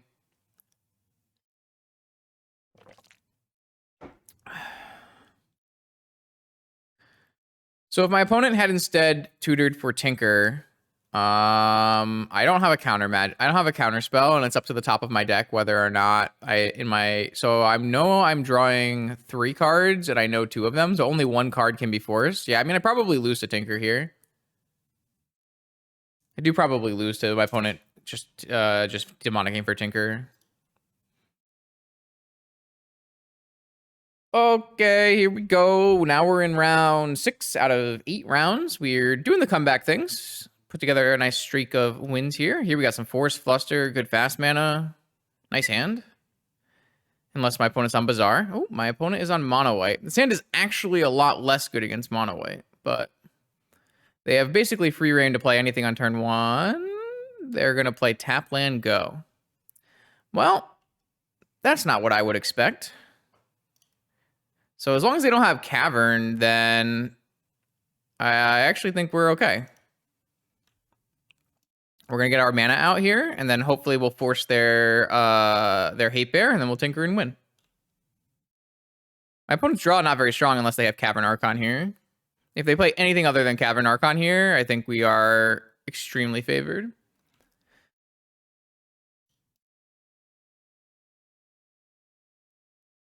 Oh, there it is. Okay. As long as it's if it's Archon, it's Cleric. It's Cleric. It's Cleric. They're doomed.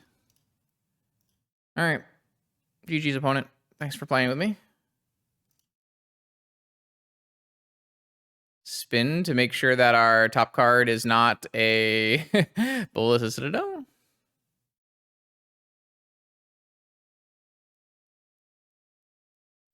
All right. And they're dead.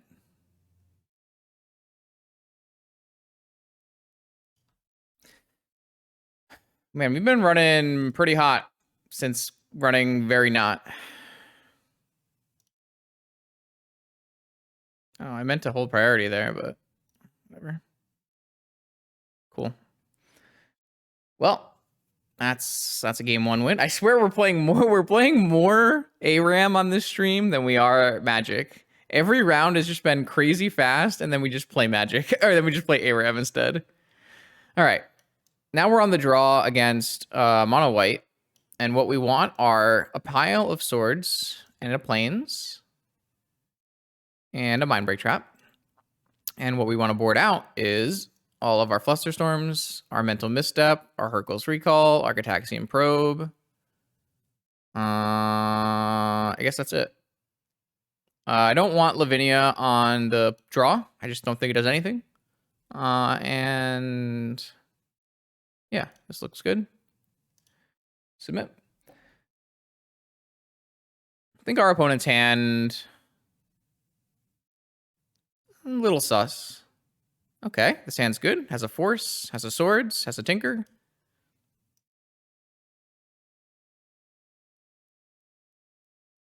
Chancellor hand. Damn. Chancellor is pretty annoying on the draw, I must admit. But unless they play something extremely bad for me, it's not a huge deal. Wow. Okay, so a Chancellor Cavern Thalia hand. Sure. All right, that's a good hand for sure. I might force this. It's so hard to force this.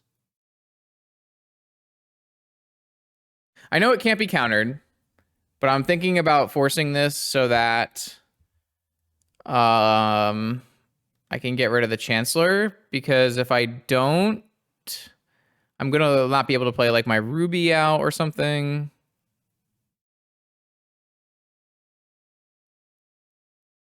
I think I'm gonna force this, and then I can fetch Plains and play Ruby.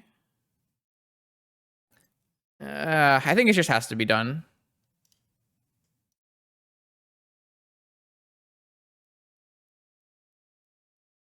Nice.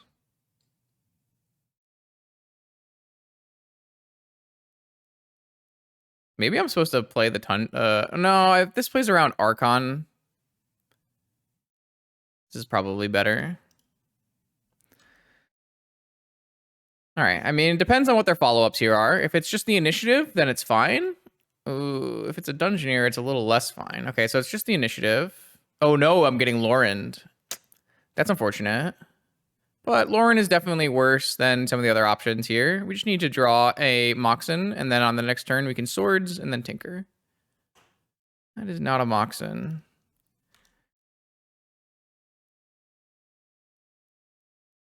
So we could take 4 and go to 12. Because I don't want them to play a second Thalia. And that's not a lot of life to work with. It might have to be... No Ponder. Well, Ponder is 2 mana, so... Fuck. That's what I was worried. That's another thing I was worried about here. Okay. So which is worse for me? Jeez, and a Wasteland.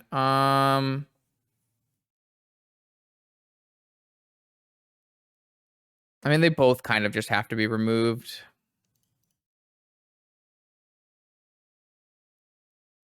I think I would rather hit the Thalia, because this way I can ponder and draw another swords. And swords on their turn. It does let them play a second Thalia, obviously, but... Also take lands. Dress down... So this is unfortunate.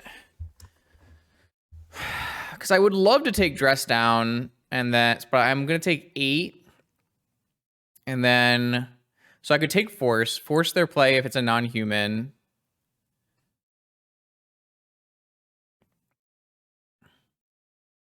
I just don't think this is going to get me there.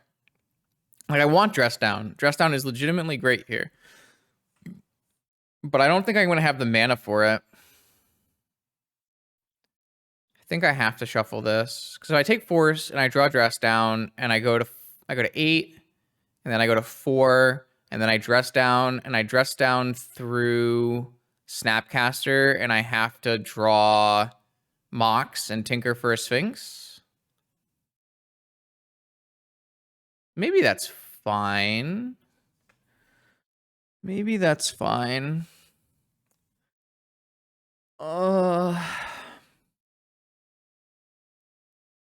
It has to be a non-human, though, right?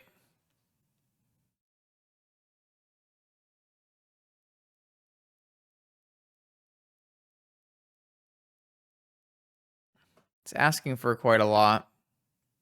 I guess I don't even need to Dress Down if I were to just, like, draw Mox and Tinker, right? I'm just gonna... Oh, that would still take 2 turns.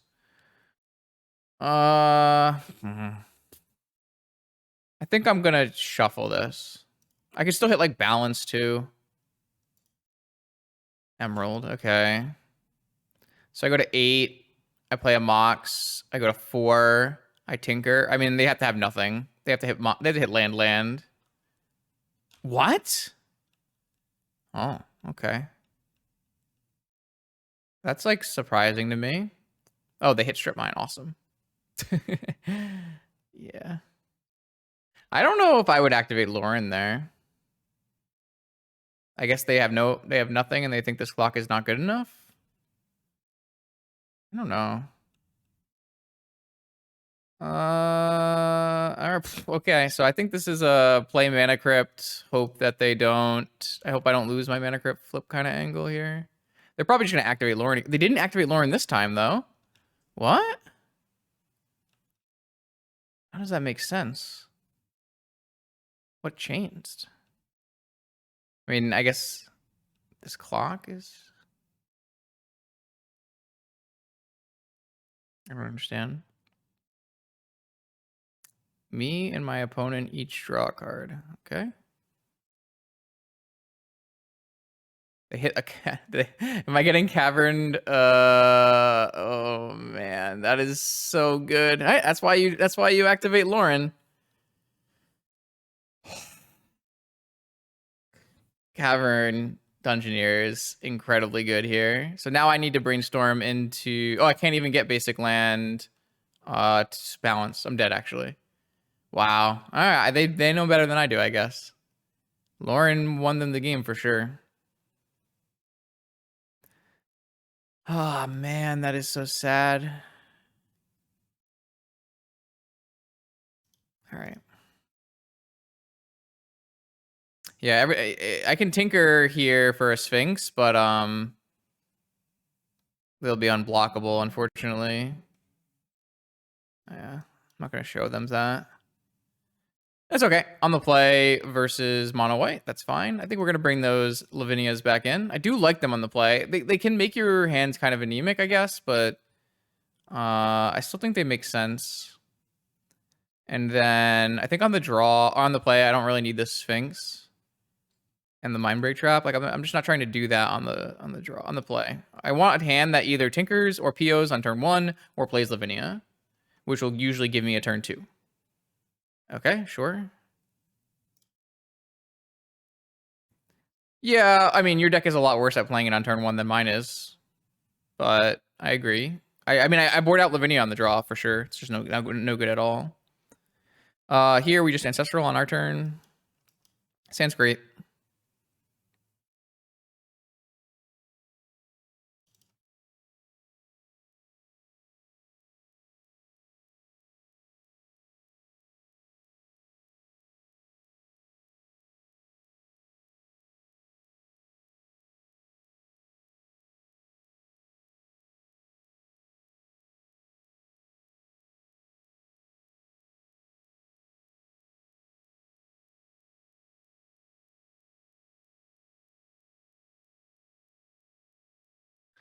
Okay.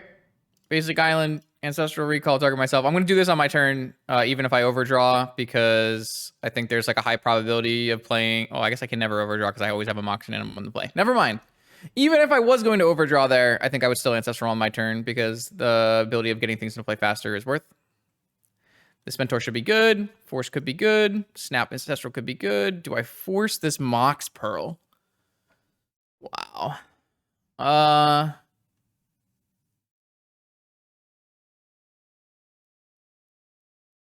That is why you gotta stick me with this decision. This is a tough decision.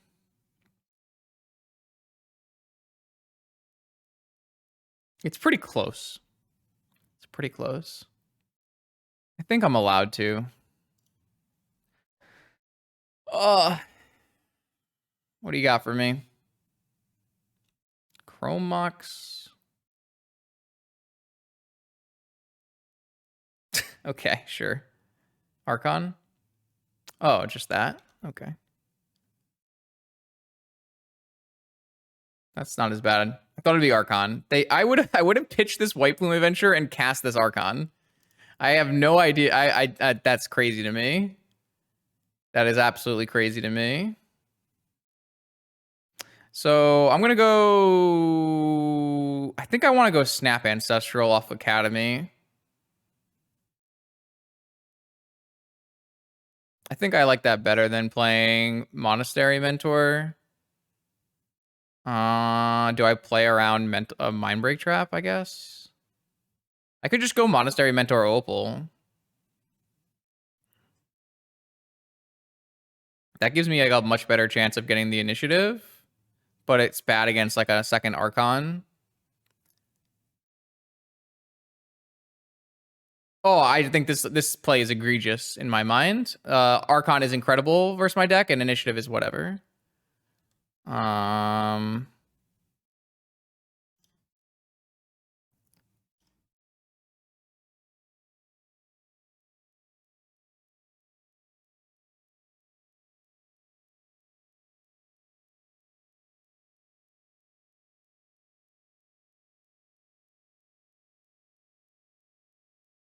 Well, I've got a lot of lands here,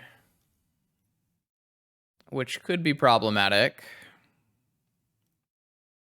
I did cast 2 Ancestrals in this game, and I have a lot of mana, but who knows? It might not be good enough.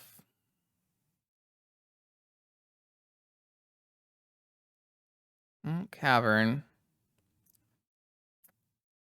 They're just going to go for double initiative, I assume. Oh, no, this is Athalia. Oh, it's an Anointed Peacekeeper. Yeah, I don't give a crap about that. This card is kind of embarrassing. I really don't know what convinced them to put the Archon underneath the Chrome Mox.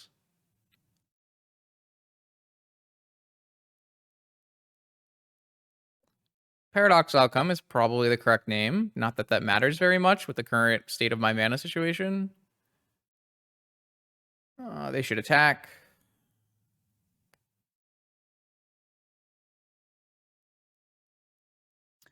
Well, I have a lot of good draws in my deck. So this should be the Euro. Wow, no attack. The Euro Island. It should be Venice. I lost my flip. Can I draw anything good? Mystical Tutor is acceptable.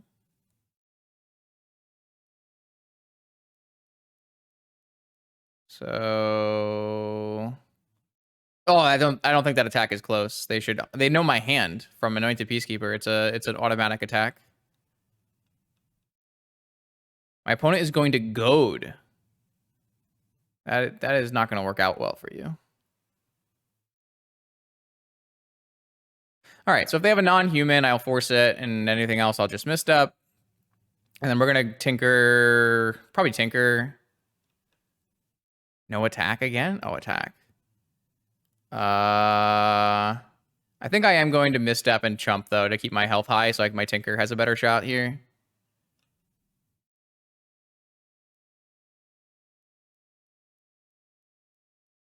I mean, I think this is just very easy tinker. 16, probably 13 life after we lose our crypt flip. I have 2 of these. They're nice. Don't want any planes, but... Okay, so I assume something will come down off this. Do I trade with Snap Token? Yeah, I probably should have traded with Snap Token. You're probably correct.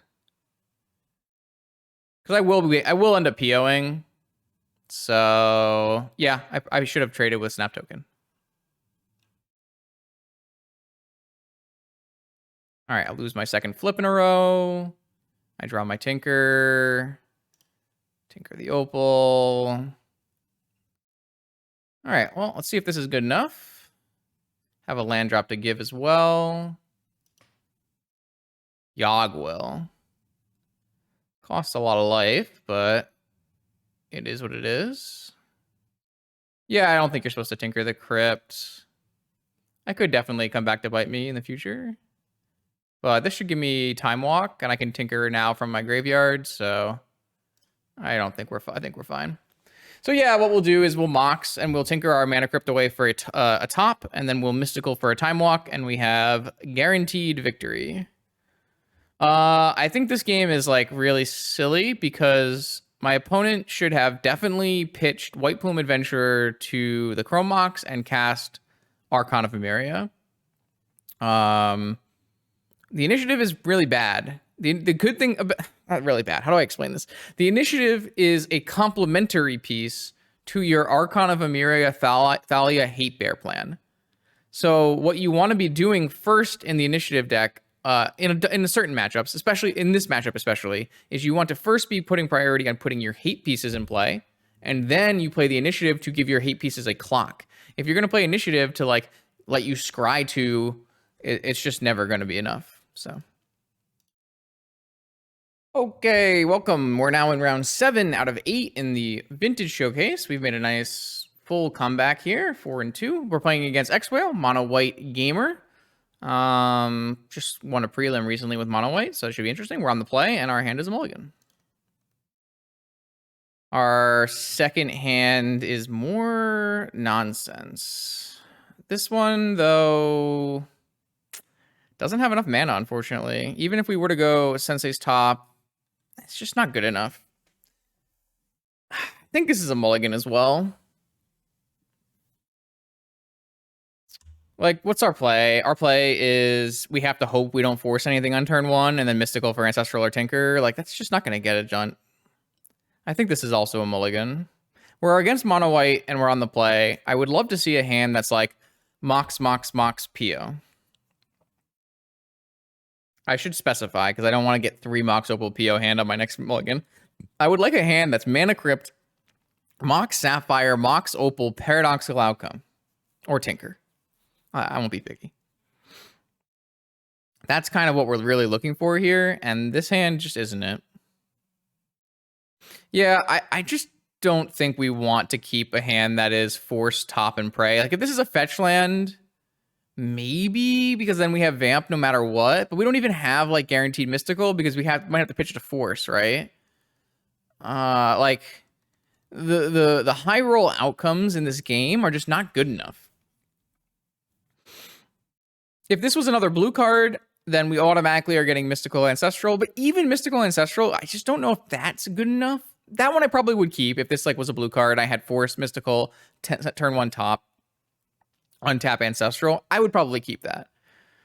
But what this hand really misses is just one more mana of any kind, a land or a Mox, something that allows me to slow tutor for a Tinker. That's what this hand is really missing. And this island being not a fetch land is a little unfortunate with the way this hand is currently shaped up. So like I said, I'm going to probably mulligan this hand. Unfortunately, we have to wait for X-Whale to finish their Pioneer match. They're double queuing the Pioneer Challenge, so we'll see what happens when they decide their hand. Okay, we're back. Like I said, they kept they're mulligan their 6-card hand. I'm going to mulligan they mulligan their 7-card hand. I'm going to mulligan again. I wouldn't really consider this to be much better, but I am going to keep it. We're just going to bottom the Narset and a PO. I don't like this hand. I mean, I don't think this hand is good either, but at some point you have to give. And I think this is the point, so.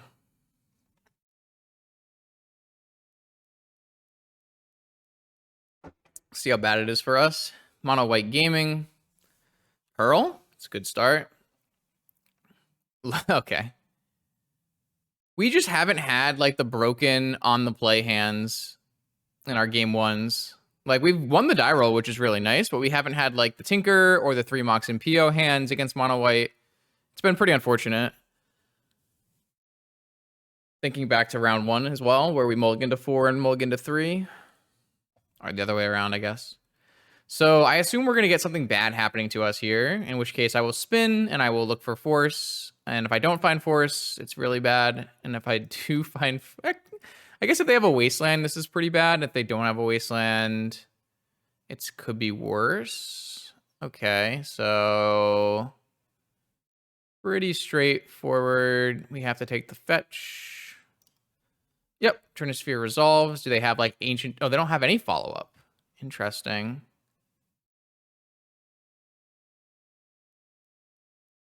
I'm just going to bounce their Pearl.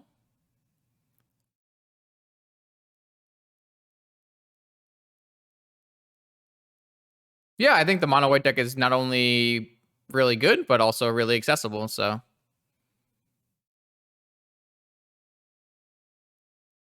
Well, my opponent is currently locked underneath their own Trinisphere. I probably should have spun there. I might Yogg-Will to get this land drop, actually. I think that's actually a really good play. Yeah, and then at some point we can bounce the Trinisphere and go for a PO kill. So I think we're in great shape in this game.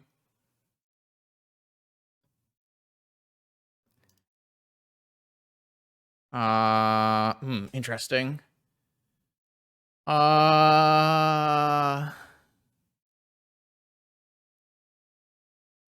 Maybe we just demonic for Tinker and just do the tinkering.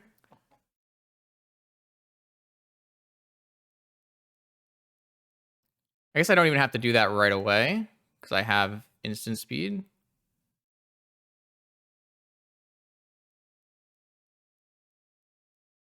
Okay. Wow. Okay. We didn't really do anything that game.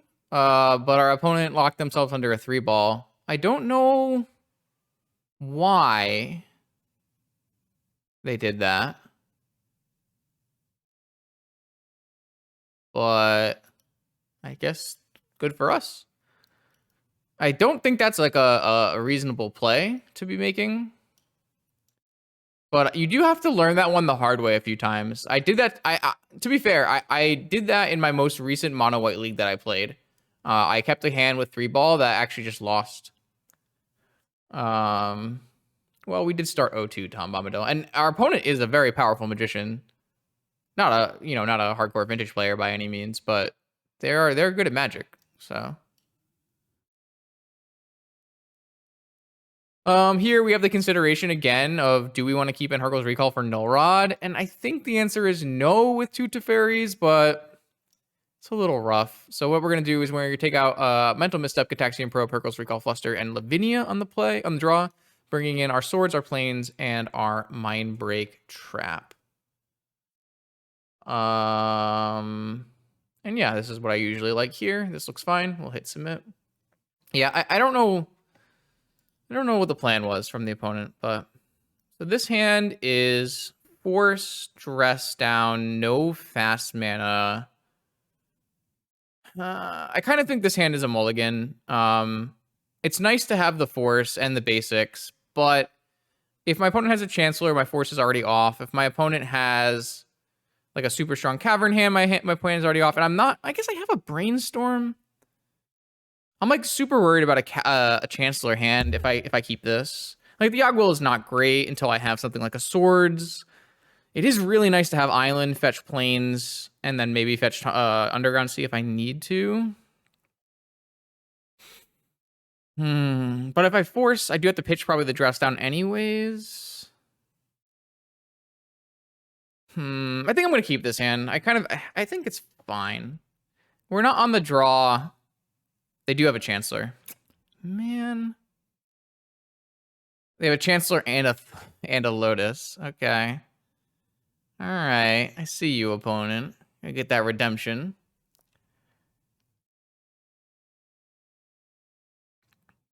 Doesn't even pitch the Chancellor to the Chrome Mox.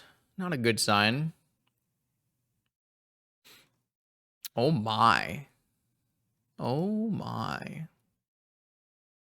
Okay. Oh, hard cast Chancellor. Okay. All right. Turn 1 Chancellor. Uncounterable. Draw a Citadel.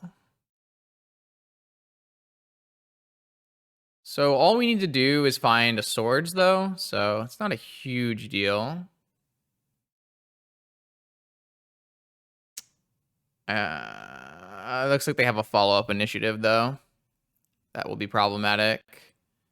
I will probably have to throw my Brainstorm into... I might have to just throw my...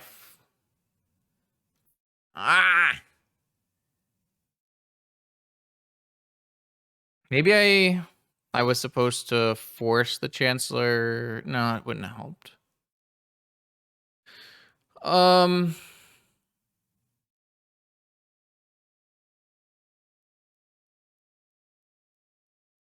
So I'm gonna have to draw balance. I'm just gonna die. I'm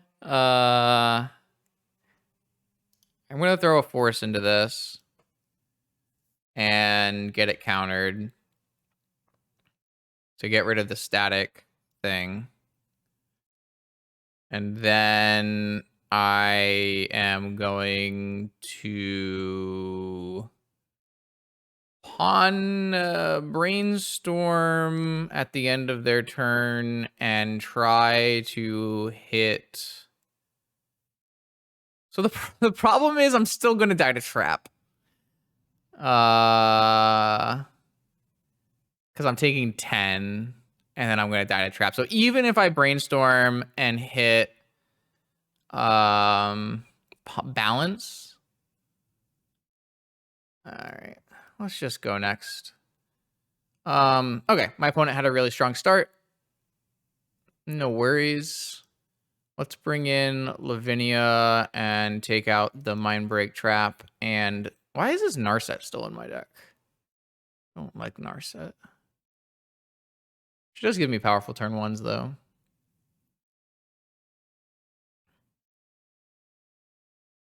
This is fine. All right, on the play versus Mono White, I'm going to just go check their last build and see if they have Mindbreak Traps in it. The answer is they have no Mindbreak Traps. So just looking for a combo kill. I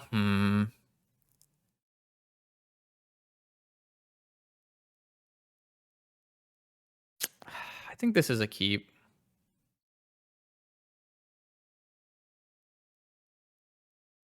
I don't think this is a good hand, but this is a keepable hand. Hopefully this Ancestral does a lot of work for us. Hopefully they don't have a Chancellor, in which case I'll have to like play fetch land, go, and then pay for a force.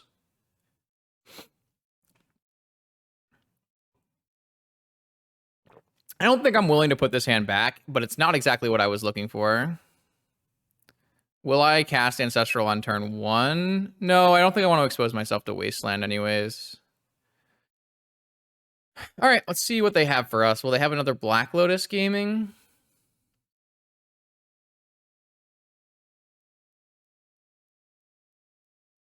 Chrome. I'm not going to counter Chrome.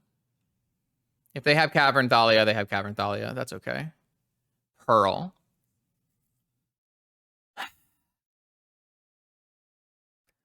Again, I think we can play through a Cavern here anyways. Oh, they didn't have a Cavern. All right, sweet. Let me fetch an Underground Sea and then go to End Step and Ancestral so that we can't get Mental Misstepped. I'm learning from my previous mistakes. Oh, wait, I want to force it, though. I guess we'll just get Mental Misstep then.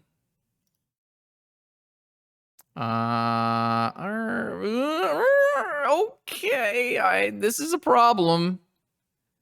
Okay. I'm still gonna force this though. I think it's better than like holding dress down and dress downing it. I draw a... That's so bad. Okay. I'm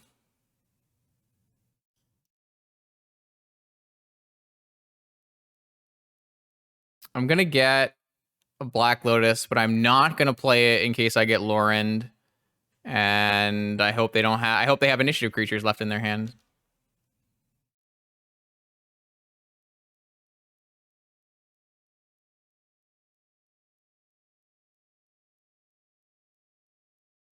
I did not draw very well off the Ancestral. They get to see what's happening. Okay, fair enough. Maybe they'll make a Bolus Citadel cost 8 mana.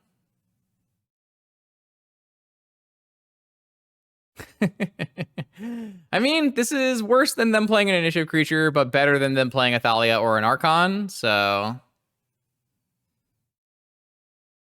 They named Bolus Citadel, so my Citadel now costs 8 mana. I drew a Thalia, which is probably... Or sorry, I drew a Lavinia, which is probably worse than holding Open Force.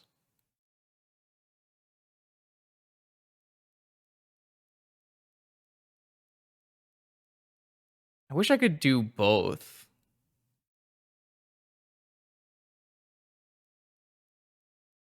Maybe I should just play the Lavinia. Prevents them from drawing like Moxen for a 4-drop. Man. Peacekeeper is a very medium magic card. Very balanced. Very, very balanced.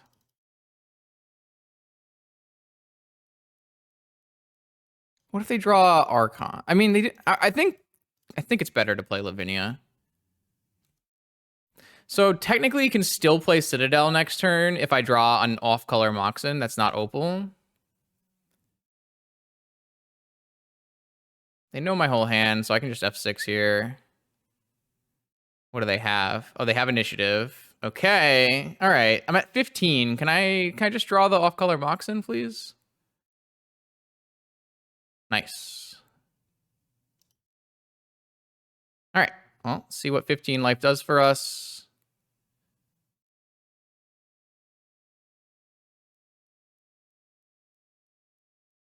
Eight mana. Bolus's Citadel.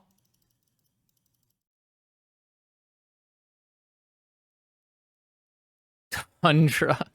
I'm gonna get freaking... I'm gonna brick, and it's gonna be the stupid Lauren. Oh, come on, man!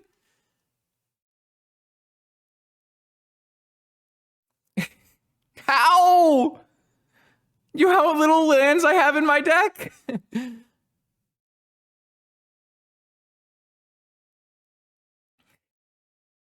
How can my top 2 cards be land?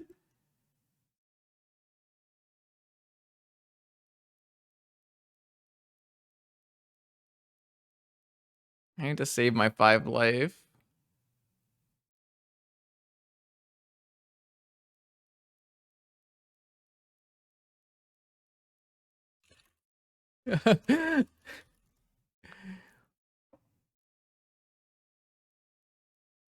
Three ball.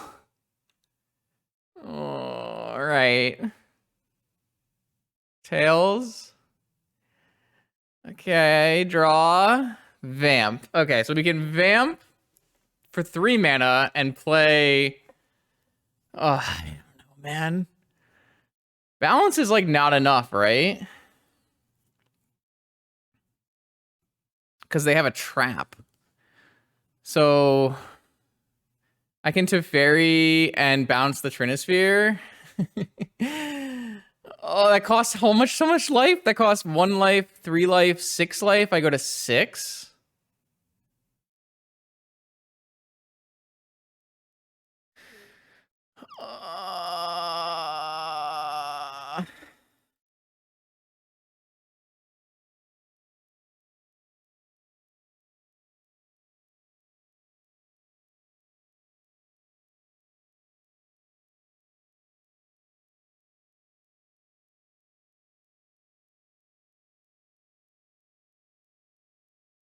I don't think tinkering for a Sphinx is better. Oh, I'm gonna die to trap, aren't I? Yeah, I should have just gone for a Sphinx. Holy shit, I hit another land? Give me my Moxen, please? Do I cast that? I can't get Ancestral. I can get Mystical. I guess I cast this. Oh, I can't cast the PO off the top. Brainstorm?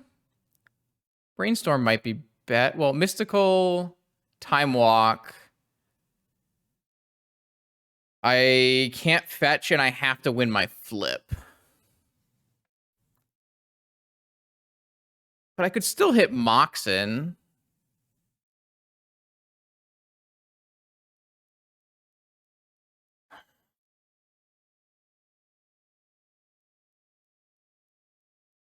I should have just fucking put a Sphinx in play.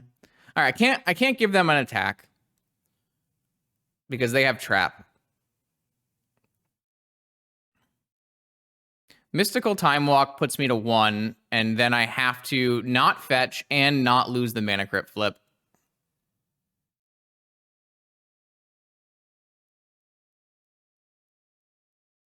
I could instead take Brainstorm and try to hit Moxen and PO still. I should have just stopped for a second and thought before I went for Teferi. Oh, this is going to hand. So I'll go to 2 so I can fetch. That's a lot better. You're right.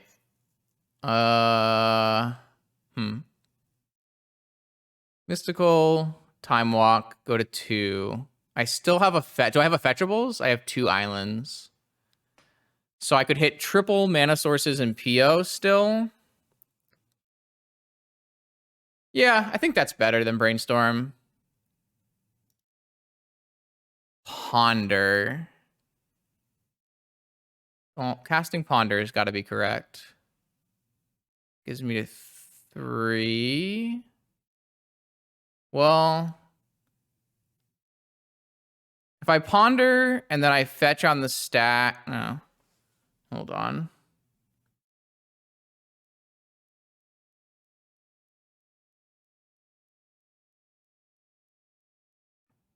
I still think I'm supposed to Ponder.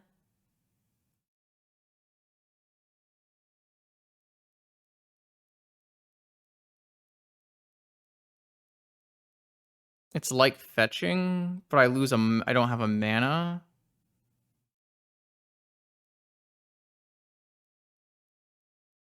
We can still Time Walk, though, if we Ponder. We can't fetch, though.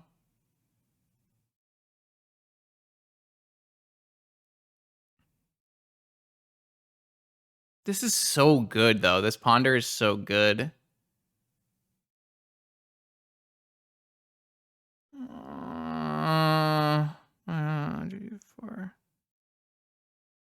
I think I'm gonna cast Ponder. I can hit multiple Moxen still and play PO. That's good. Do I have a land drop? I don't have a land drop, right? Uh,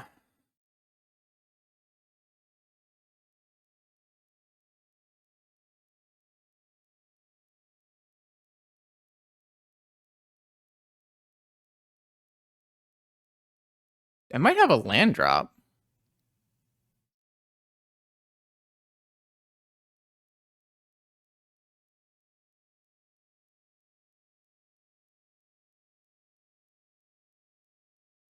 Oh,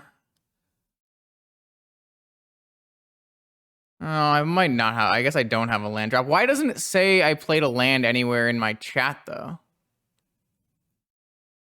I'm looking at the log, and I can't seem to find a land drop.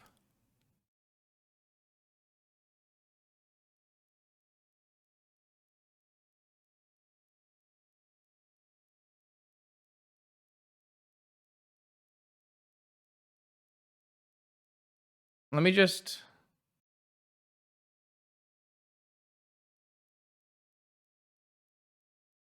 Oh.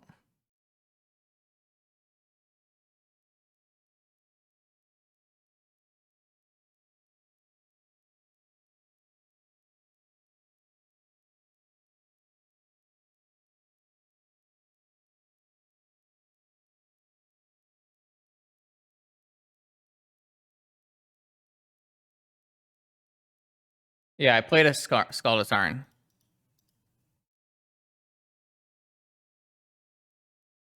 Okay, so if I draw through my academy and I play an opal off the top, it makes me a blue mana. But I lose my blue mana off of Tarn for playing this Ponder. So I actually don't even think this is worth keeping, right? Because I still need to be able to Mystical Time Walk. If I were to like draw Dress Down, or sorry, if I were to draw Academy and play Opal, then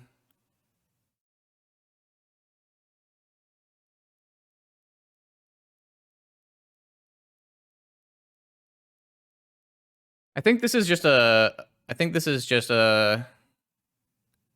a get rid of. Because I don't think the blue mana gives me anything. And I'm gonna get stuck.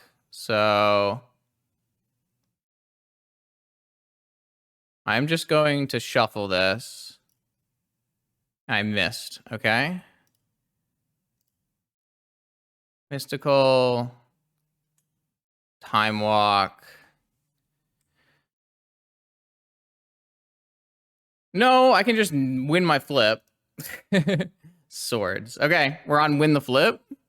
And then PO and win.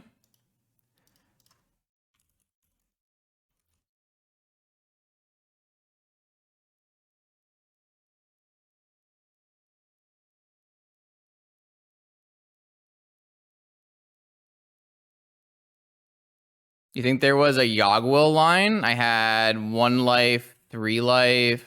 Maybe. You might be right. I haven't been playing this very well.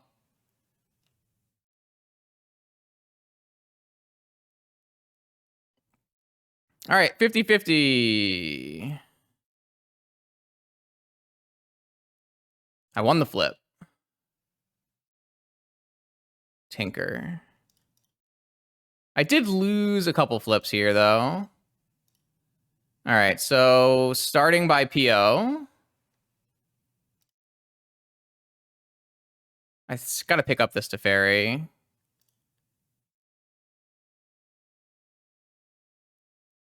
We did not draw any more Moxen. So we can brainstorm and put the Moxen back on top.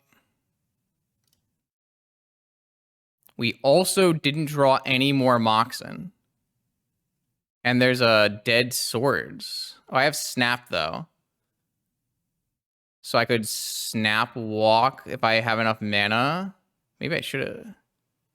Kept the Tolarian Academy. But we do have Tinker, so it's probably fine. So play. Tinker is net 0 mana. We also still have a PO. I also could draw through this with like a variety of things. I think I want to snap Time Walk and just... So I'll just Tinker this Mana Crypt and then snap Walk, and then we have to win with a Yogg-Will line.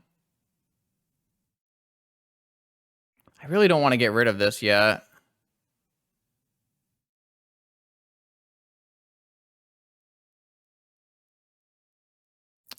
Well, Crypt is not much better, though. I guess I can just get a... I can't just get a Moxen.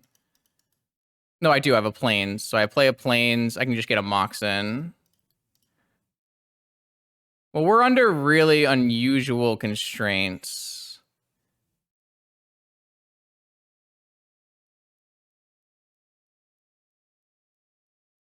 I don't think we can get a Sphinx and Time Walk because we don't have enough mana.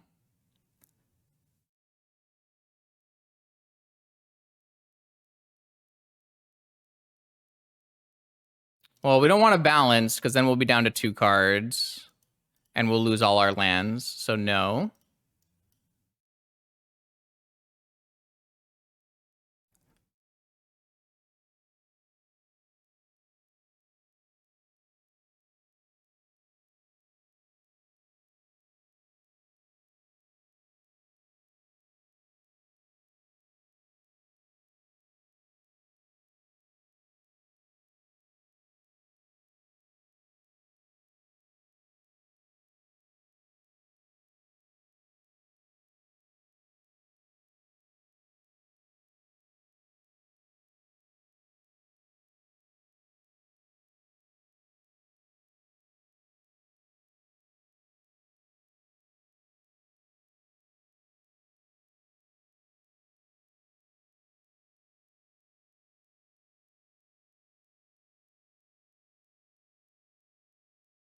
I just need to get a Yogg-Will kill here.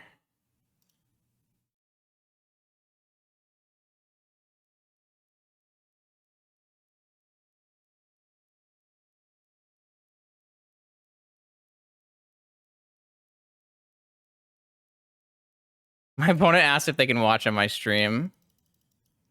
That's funny. All right, I think we're good. So we're going to draw through our deck, and then we're going to Yogg-Will kill, hopefully.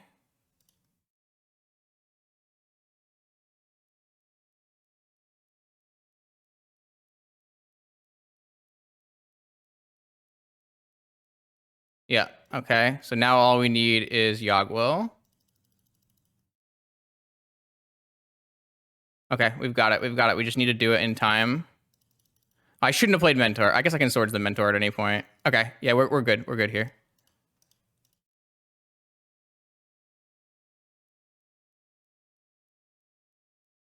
Yo, GG's X-Whale. We're gonna play all of our things here, and then we're going to Citadel Yogg-Will. And I'm pretty sure I can do it in time if you want to try. If we want to, if we want to test. But I'm down. Let's battle. All right, so do this, and I can just Swords my Mentor too if I need to.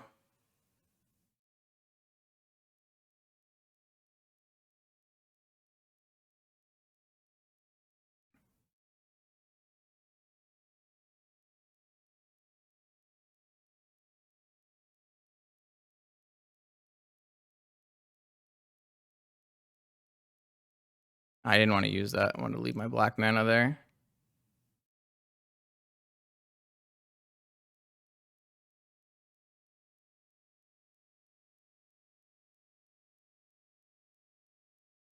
Just gonna Swords this Mentor so I can stop dealing with it.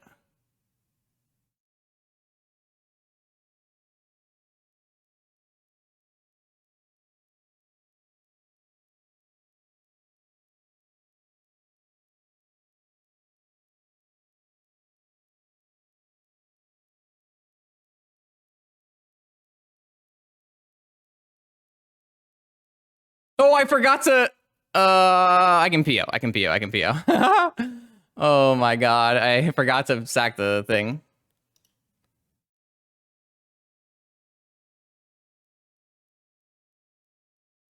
That's funny. I probably shouldn't have played Mentor here at all, but...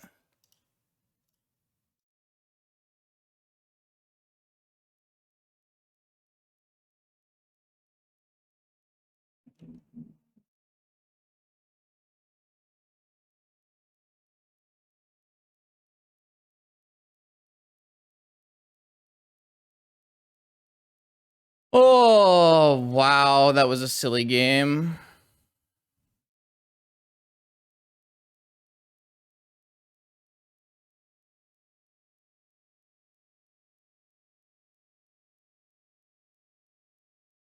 What? Oh my god, it cost me 8 mana and 2 to activate. I forgot that the Anointed Peacekeeper is naming Citadel. That's hilarious. Oh,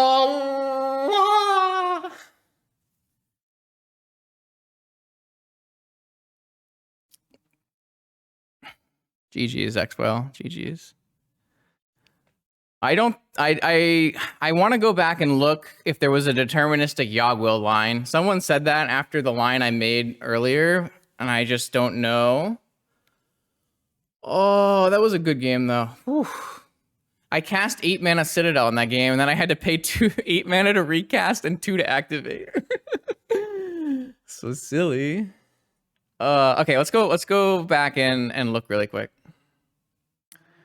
Okay, so here we are. I think we're just gonna look over some of the key points here. So the first thing is, were we supposed to vamp for Teferi? The other option is Tinker Sphinx, which loses to Seasoned Engineer, but should beat... It loses to Seasoned Engineer and it loses to Solitude if they have any Solitudes left. But it should beat everything else. We do go to 6, and they have Trap, putting us to 1. So it's a little problematic. So I'm not sure about that one. And then there was this Merchant Scroll where I could have gotten Mystical. I mean, I have to get Mystical or Brainstorm. And then I don't know which one of these is better, but could I have gone Mystical Yogg-Will? Mystical in hand, Yogg-Will down to 1. And then we have a Black Lotus, and that's it. We have a Black Lotus, a Demonic, an Ancestral. I don't actually think there's a deterministic Yogg-Will here, is there? Because all we have is Black Lotus, top of our library, and Ancestral Demonic. So I don't know. I don't think any lines are deterministic from here. I do think there's 3 relatively good ones, though. I think Brainstorm is fine. I think Mystical Time Walk is fine. And I think Mystical Yogg-Will is fine. Because I can't, at this point, I can no longer Tinker Pass because I get trapped and die. I mean, there's a ton of ways in this game where I just top deck a bunch of Moxen and win, but I never really hit all my Moxen, right? Like, there was no point in here where I was like, ooh, Mox, Mox, Mox, Mox, Mox. After Will, we have Mystical Walk, but I can't do that. Mystical Walk doesn't work. I don't have enough mana for that because I have to draw it because I don't have any life left. After I Yogg-Will, I'm at 1. So even if I were to go Mystical Ancestral, I still have to draw Moxen to walk. And I still have to win a Mana Crypt flip. I don't have PO, right? I don't have PO. I'm excited to read the YouTube comments at the end of this one because I think there's probably things I'm missing, so I'm not sure. Okay, here we are, 8th and final round up against the very powerful Andy Marketin Montolio. If you haven't already checked out their YouTube channel, definitely go do that. Lots of powerful, bizarre action up there. Good luck, have fun. Our hand has... That's interesting hand. I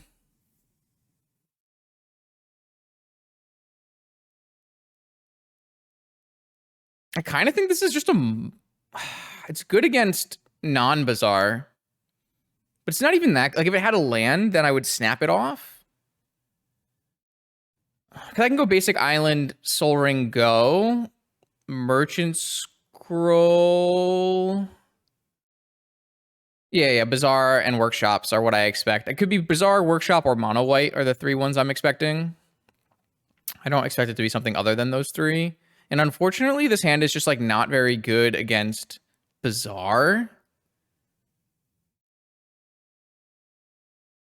I think I'm going to keep it, though. It's really hard to put this hand back.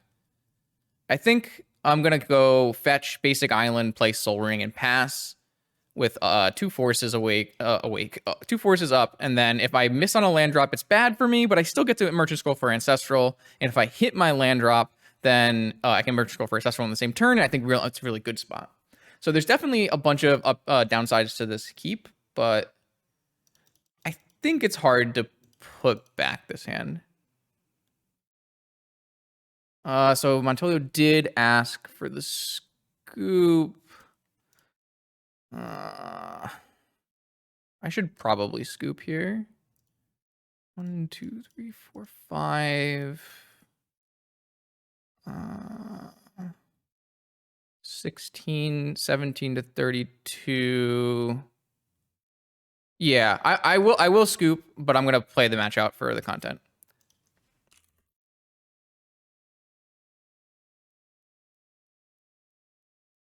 I don't think there's any value in me winning this match.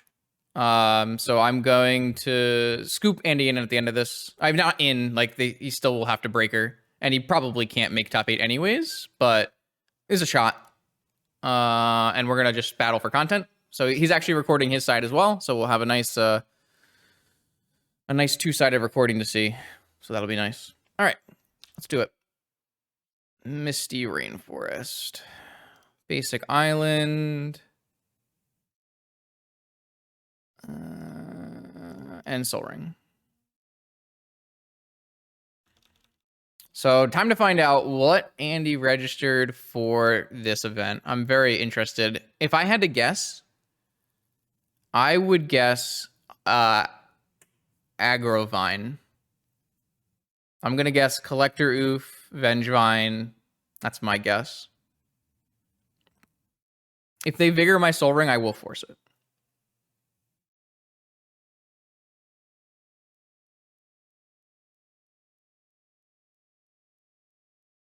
No. Well, that doesn't actually... That could still be AggroVine. Could be turn 1 Collector Oof. Ah, it is AggroVine. I'm correct. Turn 1 Collector Oof. All right, I'm going to force that, pitching my Hercules Recall. Smart keep from Andy. Knowing I'm going to be on PO, keeping the turn 1 Collector Roof. Looking for a land. Hit Moxen. That's kind of interesting. We can just Teferi Uptick, which stops Root Wallows. And can bounce. Yeah, actually, I'm going to go with that play. So I'm going to Teferi, and I'm going to Uptick Teferi. Basically, the rules here will make it so they can't play any Basking Root Wallows from Madness or Blazing Root Wallows from Madness. And then I can uptick it, and that way if they play a second Collector Roof, we can just let it resolve and bounce it.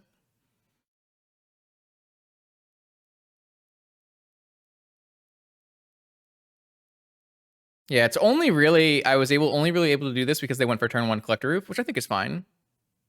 Well, Teferi says opponents can only cast spells the times they can cast a sorcery, and if you activate Bazaar and put your things into Madness, oh no. Oh no. You would be casting them with, you would be casting them at a time that you couldn't cast them. So they do have a Vigor. I think I need to force this, which is unfortunate.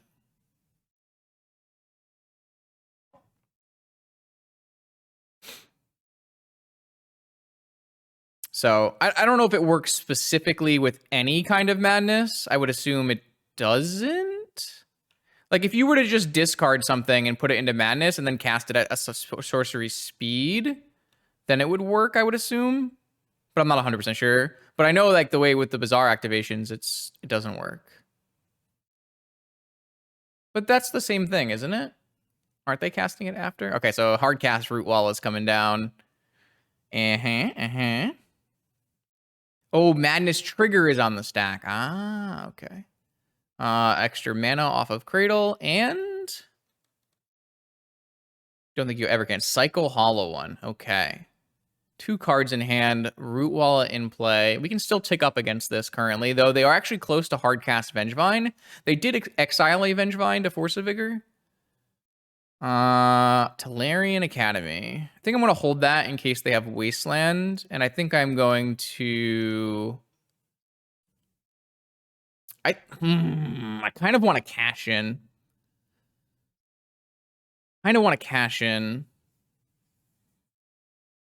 I think I'm going to cash in because there's a lot of things that can go wrong here. Like, land, Vengevine. I'm going to cash in. This is work, and this also prevents, not prevents me, but insulates me against Collector Oof. Also, I can draw PO and everything is nuts. I did not draw PO. Okay, so I'm going to play this fetch land and pass. Ooh. Well, bounce wasn't bad. Okay, there's the Wasteland. This doesn't make mana currently, so they can't vent. Oh, it does make mana because of Yavimaya. Hard cast Vigor. Wow, because the Cradle makes mana because of Yavimaya, and I don't have a PO. I definitely would have PO'd if I had it on my turn. So, okay, yeah, you got me. Wow. Okay. Vamp. I think I'm gonna play out this Academy as my land drop. It's also a forest, so. I actually don't have a Tinker because I don't have a Mox anymore. Wow. I guess we're gonna go Ancestral.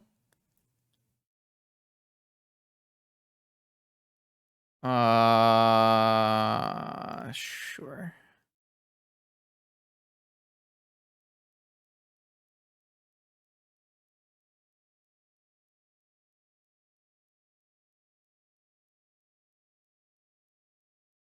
So they have a Root Walla and 2 unknowns. They have a Collector Roof? No, they have a second Root Walla. Okay. I think we just have to go Ancestral. I can't imagine there's another line here. If I had an extra mana, there's Yogg-Will possibilities.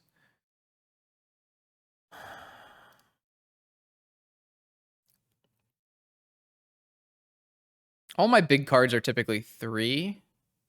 Yeah, so let's go Ancestral. And then start by casting Ancestral.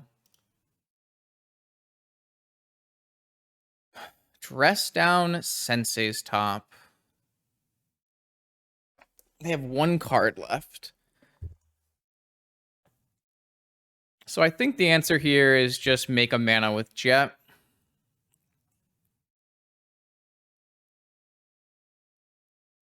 They could have Beseiju, for what it's worth. Wow, they could have Beseiju. If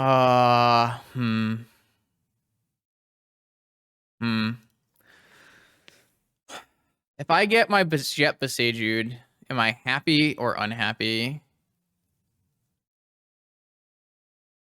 Teferi doesn't die, but it doesn't do anything anymore. So I want to cash in my Teferi.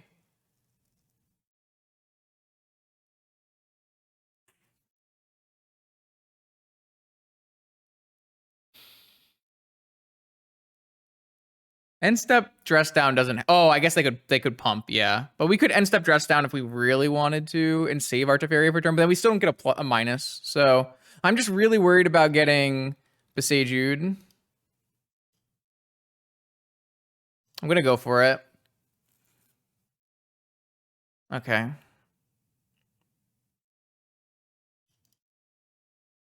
I don't even know if it's correct for them to Beseiju there, for what it's worth.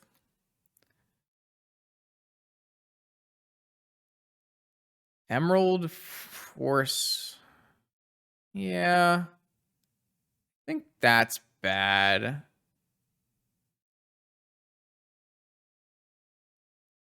I'm gonna pass now, though.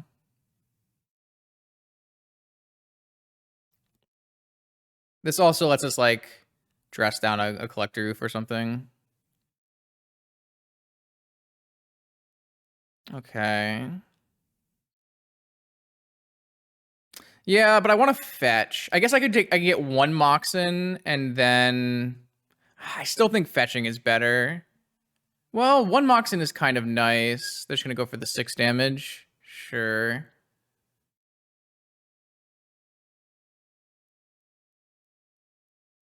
I'm just looking for. I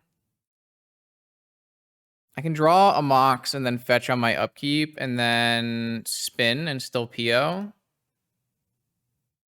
I guess that works. I'm just looking for a PO play. Obviously, they could have third Force of Will, but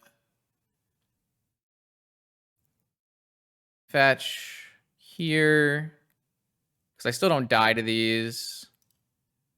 And then I think I'd like to spin free because I'd like to draw enough cards off of Force. Demonic. Do I have enough?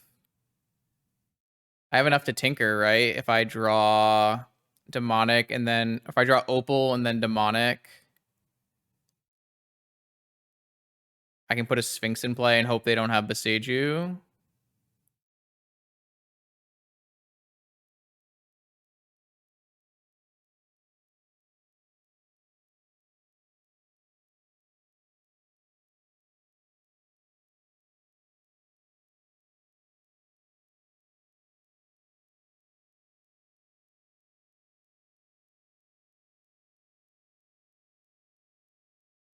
How good is Yogwill here? Not good. Yogwill is... Well, there's Academy. So Yogwill is Pearl Soul Ring, Ancestral Prey. With a bunch of extra blue mana. I think that's worse than just getting a Sphinx. I don't think they have Vigor. They would have already Vigored.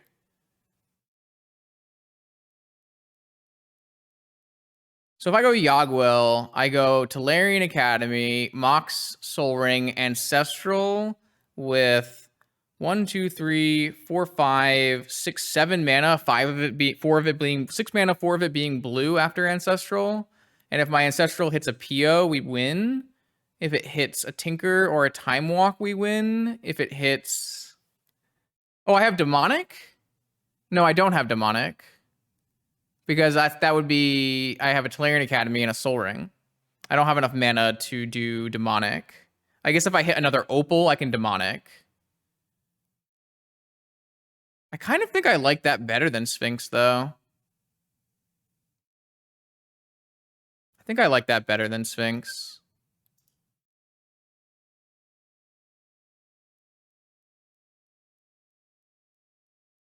It gives me a lot of hits.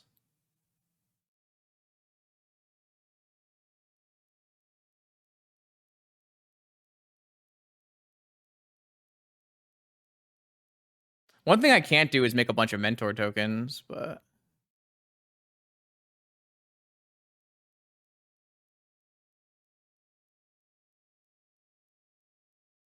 And it's not like I'm dying next turn anyways.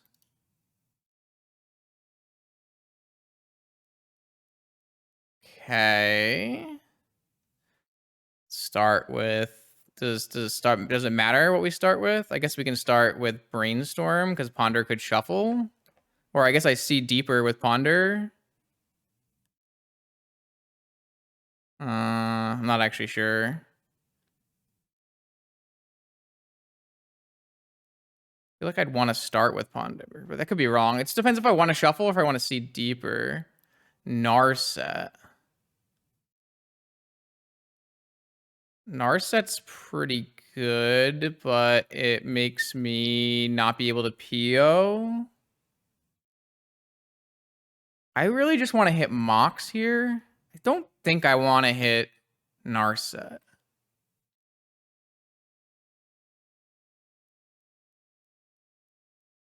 Top. Still gonna brainstorm. I guess that's okay. I hit the Mox. Wait, what does hitting the Mox do? hitting the Mox lets me demonic, but I am actually short on mana, right? I guess I can demonic for Time Walk.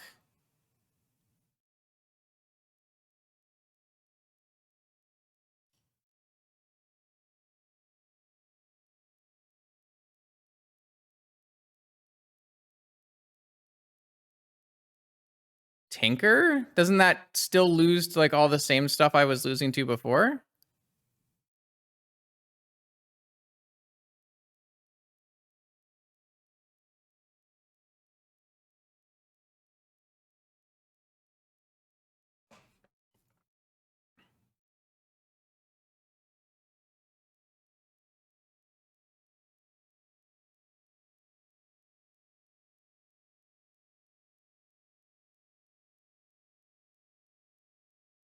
Like I'm looking for a PO.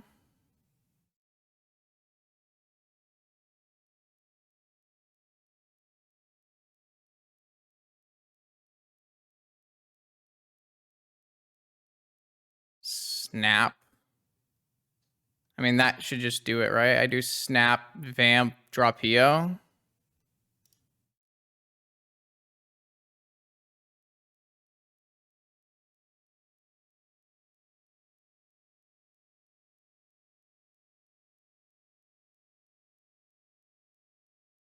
I don't have a Time Walk anymore or a Yogwill, so I will have to pass the turn, but I don't think that matters.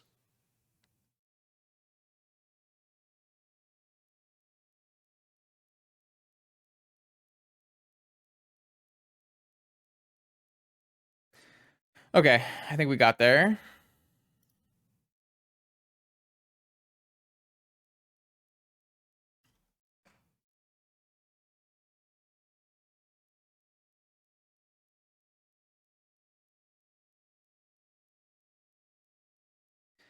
Wow. Okay. Yeah, that was really nice.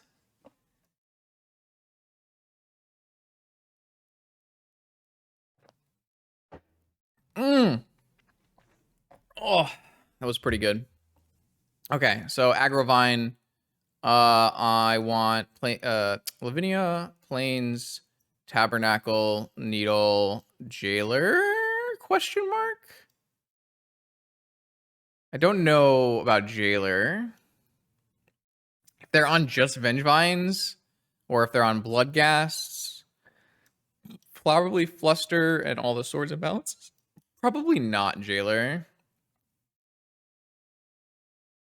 And then I actually think with the number of Besagus in the current HoloVine list, I might want to keep both of these. And then we take out Hercules. I don't know how we're going to do this. We're going to take out Hercules and Opals. And I actually think we have to take out Mental Misstep and Probe. And then we're like super overboarded. Maybe we just do take out Dress Downs because we're bringing in swords and Teferis. Narset's bad. For sure. I mean, Teferi is kind of bad too, but it protects us against Vigor and bounces Oof, so it's not that bad. I mean, I want all of my Tinker abilities, and I want Fluster, and I want Snap Swords, and I want, I guess, a second top. So we're like really off PO. Do I want to cut some POs? Probably yes, but PO is not worse than any of these other cards, though. Is PO better than Jailer? Probably. I also need cards for Force. This is probably fine. This looks fine.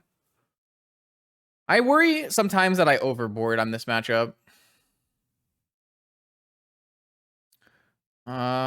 Swords, Fluster, Lavinia.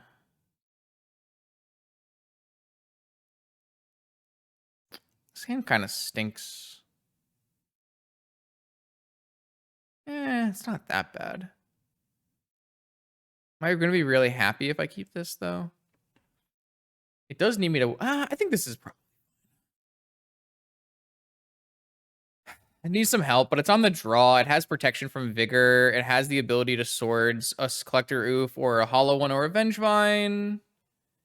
And I have... It allows me to have PO draws, yeah. I don't know. It's close. I think it's pretty close.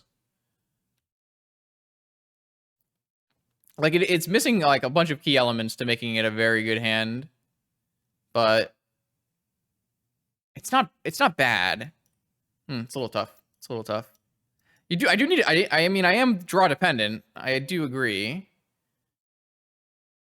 Okay, so this is going to be Rootwalla, Hollow One, Vengevine. No Hollow One. Okay. Interesting.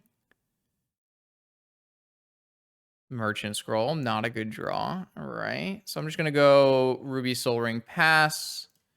And then if my opponent vigors me, I'm pretty priced into Flustering. I'm not sure if I'll fetch Basic or Tundra. There's like a bunch of upside too to like just maybe casting Merchant Scroll. But I think this lets me hold up Swords Fluster against like an Oof as well. This is exactly like a hand I had earlier today where we were missing extra blue lands.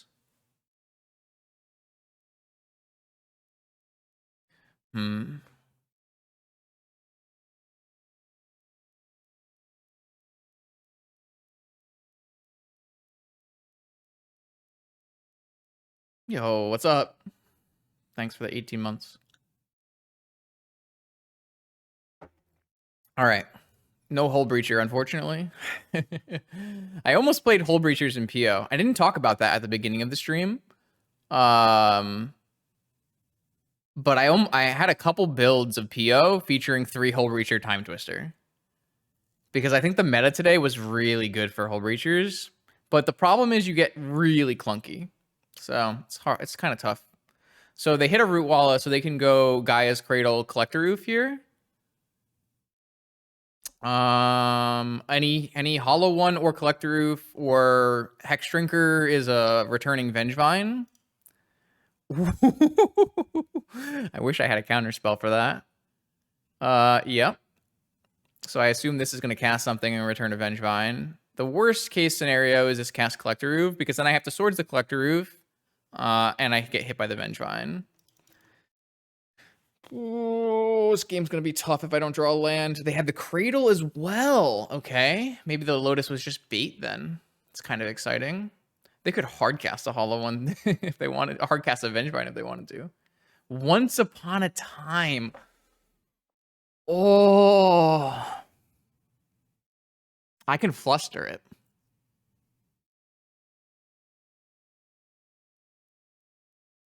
Is that a bait? I guess it doesn't matter if it's a bait or not. I'm going to Fluster it. And I'm going to get a Tundra. Kind of crazy.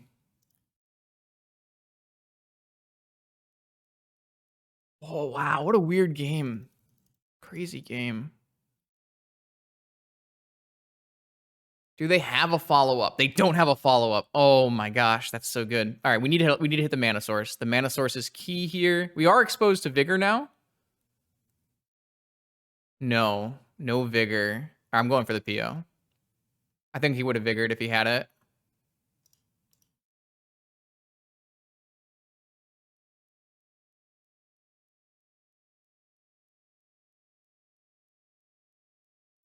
Okay.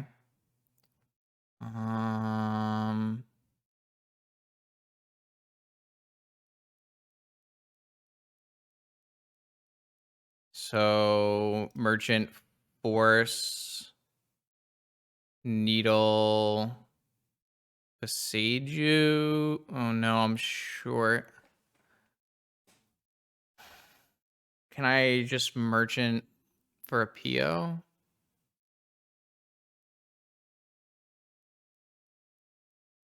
Oh, they don't have a vigor, so maybe I just don't get force. I'm like worried about Collector Roof Wasteland.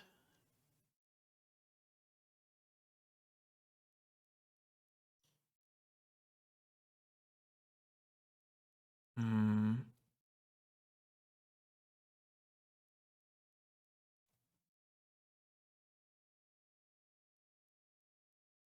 I'm so worried about Wasteland, chat. Wasteland Collector Roof. I'm gonna get PO.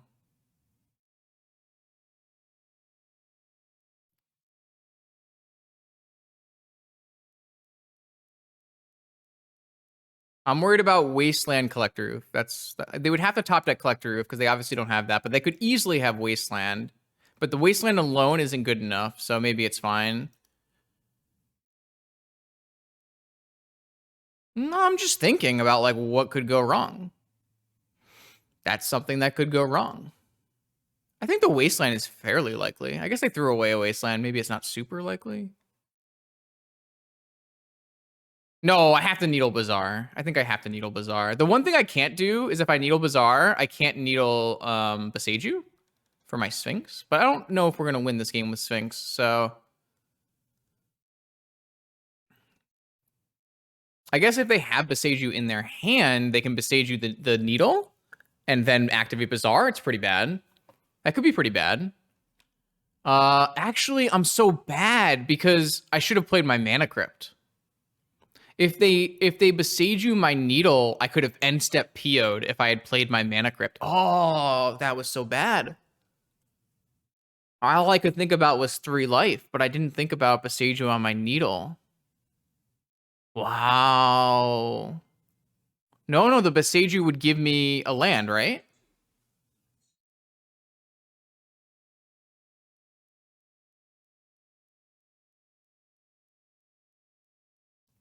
The life is relevant. The life is relevant. Cracking for green. Here's Beseiju on my Needle, I bet. Oh no, Hardcast Vine? Hardcast Vigor. Wow, nice play. Vigor Wasteland?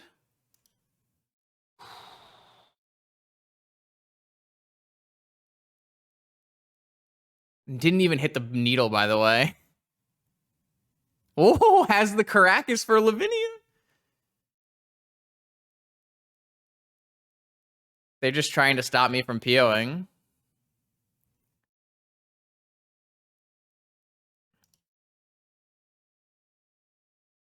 Vamp is terrible. I mean, I'm just going to PO for 2. Well, I guess I could PO for the needle as well, because what is this Bazaar activation really doing here? I'm going to PO, I think, for 3. Let them Bazaar activate. Yeah, that's fine.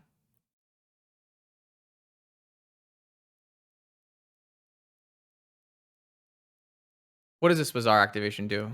I mean, they could hit exactly 2 Root Wallas, return a Vengevine. That would be pretty bad.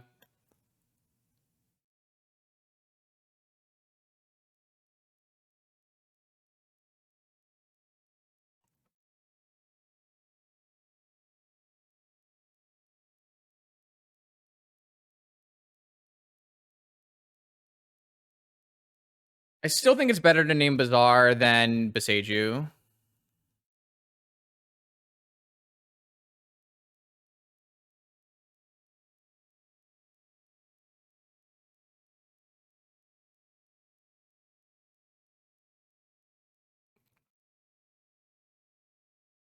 Hey, Beseiju. Interesting. Wait, what does this allow them to cast? A Vine? Or another Vigor, I guess? Another Vigor. Sorry, friend.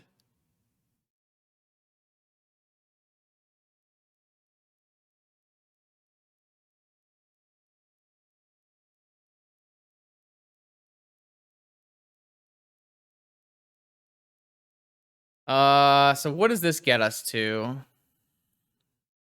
Yogwill? No, can't cast that.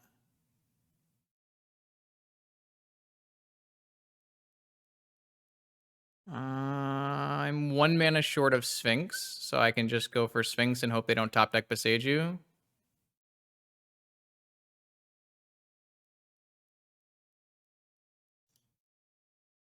I need to get a Black Lotus, or 1, 2, 3, 4, 5. I need to hit a Black Lotus. Is that better than Ancestral, Balance, Mentor? Might be worse than Mentor. Yeah. No, Yagwil is not good here, because I can't cast it.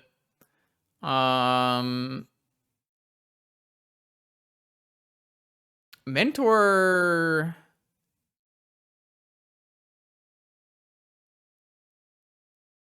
Mentor's a little awkward because I still take another 3. Well, their outs are 3 more Boseiju.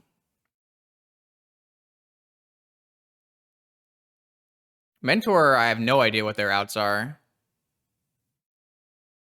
I think it's just supposed to be Mentor. I'm not even going to play the Mana Crypt this turn because I just take the 3 damage and then I'll have swords.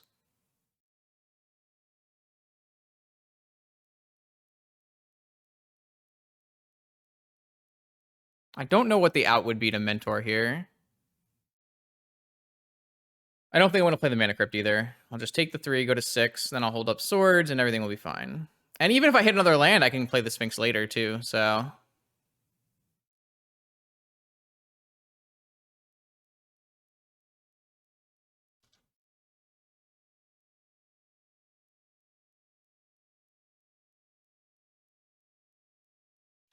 Yes, pump, Close match.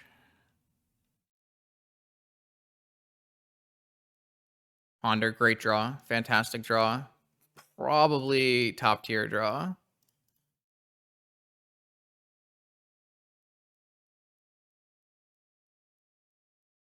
Oh, yeah. Oh, yeah.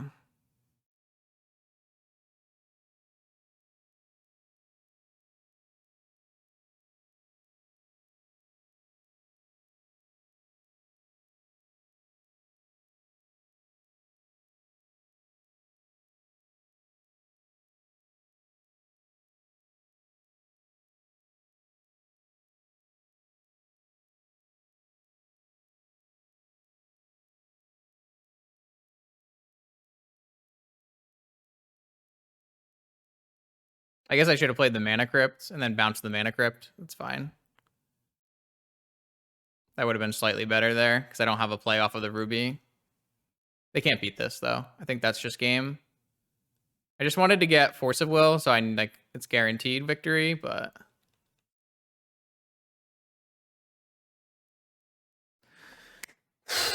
That's a 6-2. That's a 6-2 after 0-2. That's pretty sick. Damn.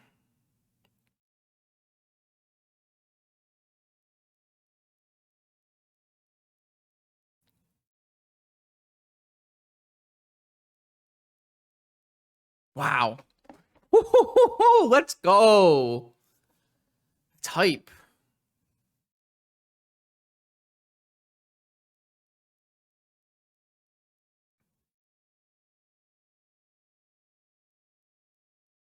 I'm just gonna block 1 and 1 here. If they attack, it's fine. We lose a monk if they want. If they want a triple attack, or they want to just attack with a Rootwalla, I'm just gonna block with a monk. I don't even think I care.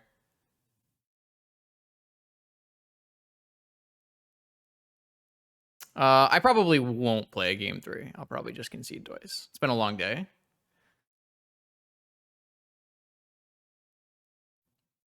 I am conceding the match though, Beerus, because I'm the 33rd place. I guess this doesn't matter because I just swords it.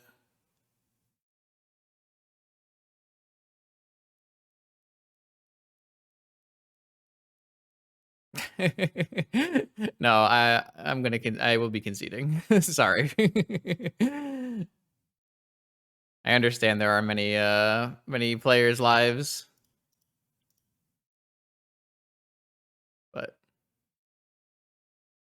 I mean, he has a shot, but yeah, it's very unlikely.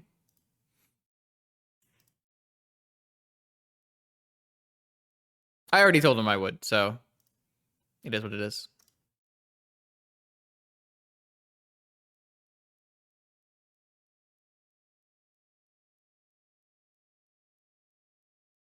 Yeah, I mean, yeah. Even if I was wrong, all right, got the GGs in chat. I'm gonna concede this game, and then I'm gonna concede the match. But we got a nice 6-2. Not bad. Not bad at all. I don't think either of you guys are, or I don't know who's in chat, to be honest, but it doesn't matter. Whatever, like, I already made the choice. I apologize, of course, if you get wrecked for it, but it is what it is. Concede this game. All right, boom. Not bad, not bad, not bad. Actually, a really good showing. Not the beginning rounds weren't even like a lot of things that we can control. In round 1, we mulliganed to 3, and then mulliganed to 4, and died. And then in round 2, we had a close match versus a really powerful opponent where we got our basic strip mined, and then we put into play a Sphinx of the Steel Wind, but they were able to kill us through Sphinx of the Steel Wind. So, like, our losses were unfortunate, but it was really nice to just run 6 back and kind of crush it at the end of the tournament. So, PO, the card PO was fine today. I think there's still some issues with this deck list that may just not be solvable in terms of, like, bad clunky draws and having to mulligan too much. It's possible. It's possible. I don't know what the solution is, but all I know is I want to play PO whenever I can, and it's still, as much as I was hating on it the other weekend, I still feel like it performs well enough to warrant me playing it. So thank you for watching. Thank you if you watched all the way to the end of this video. This was a super long day.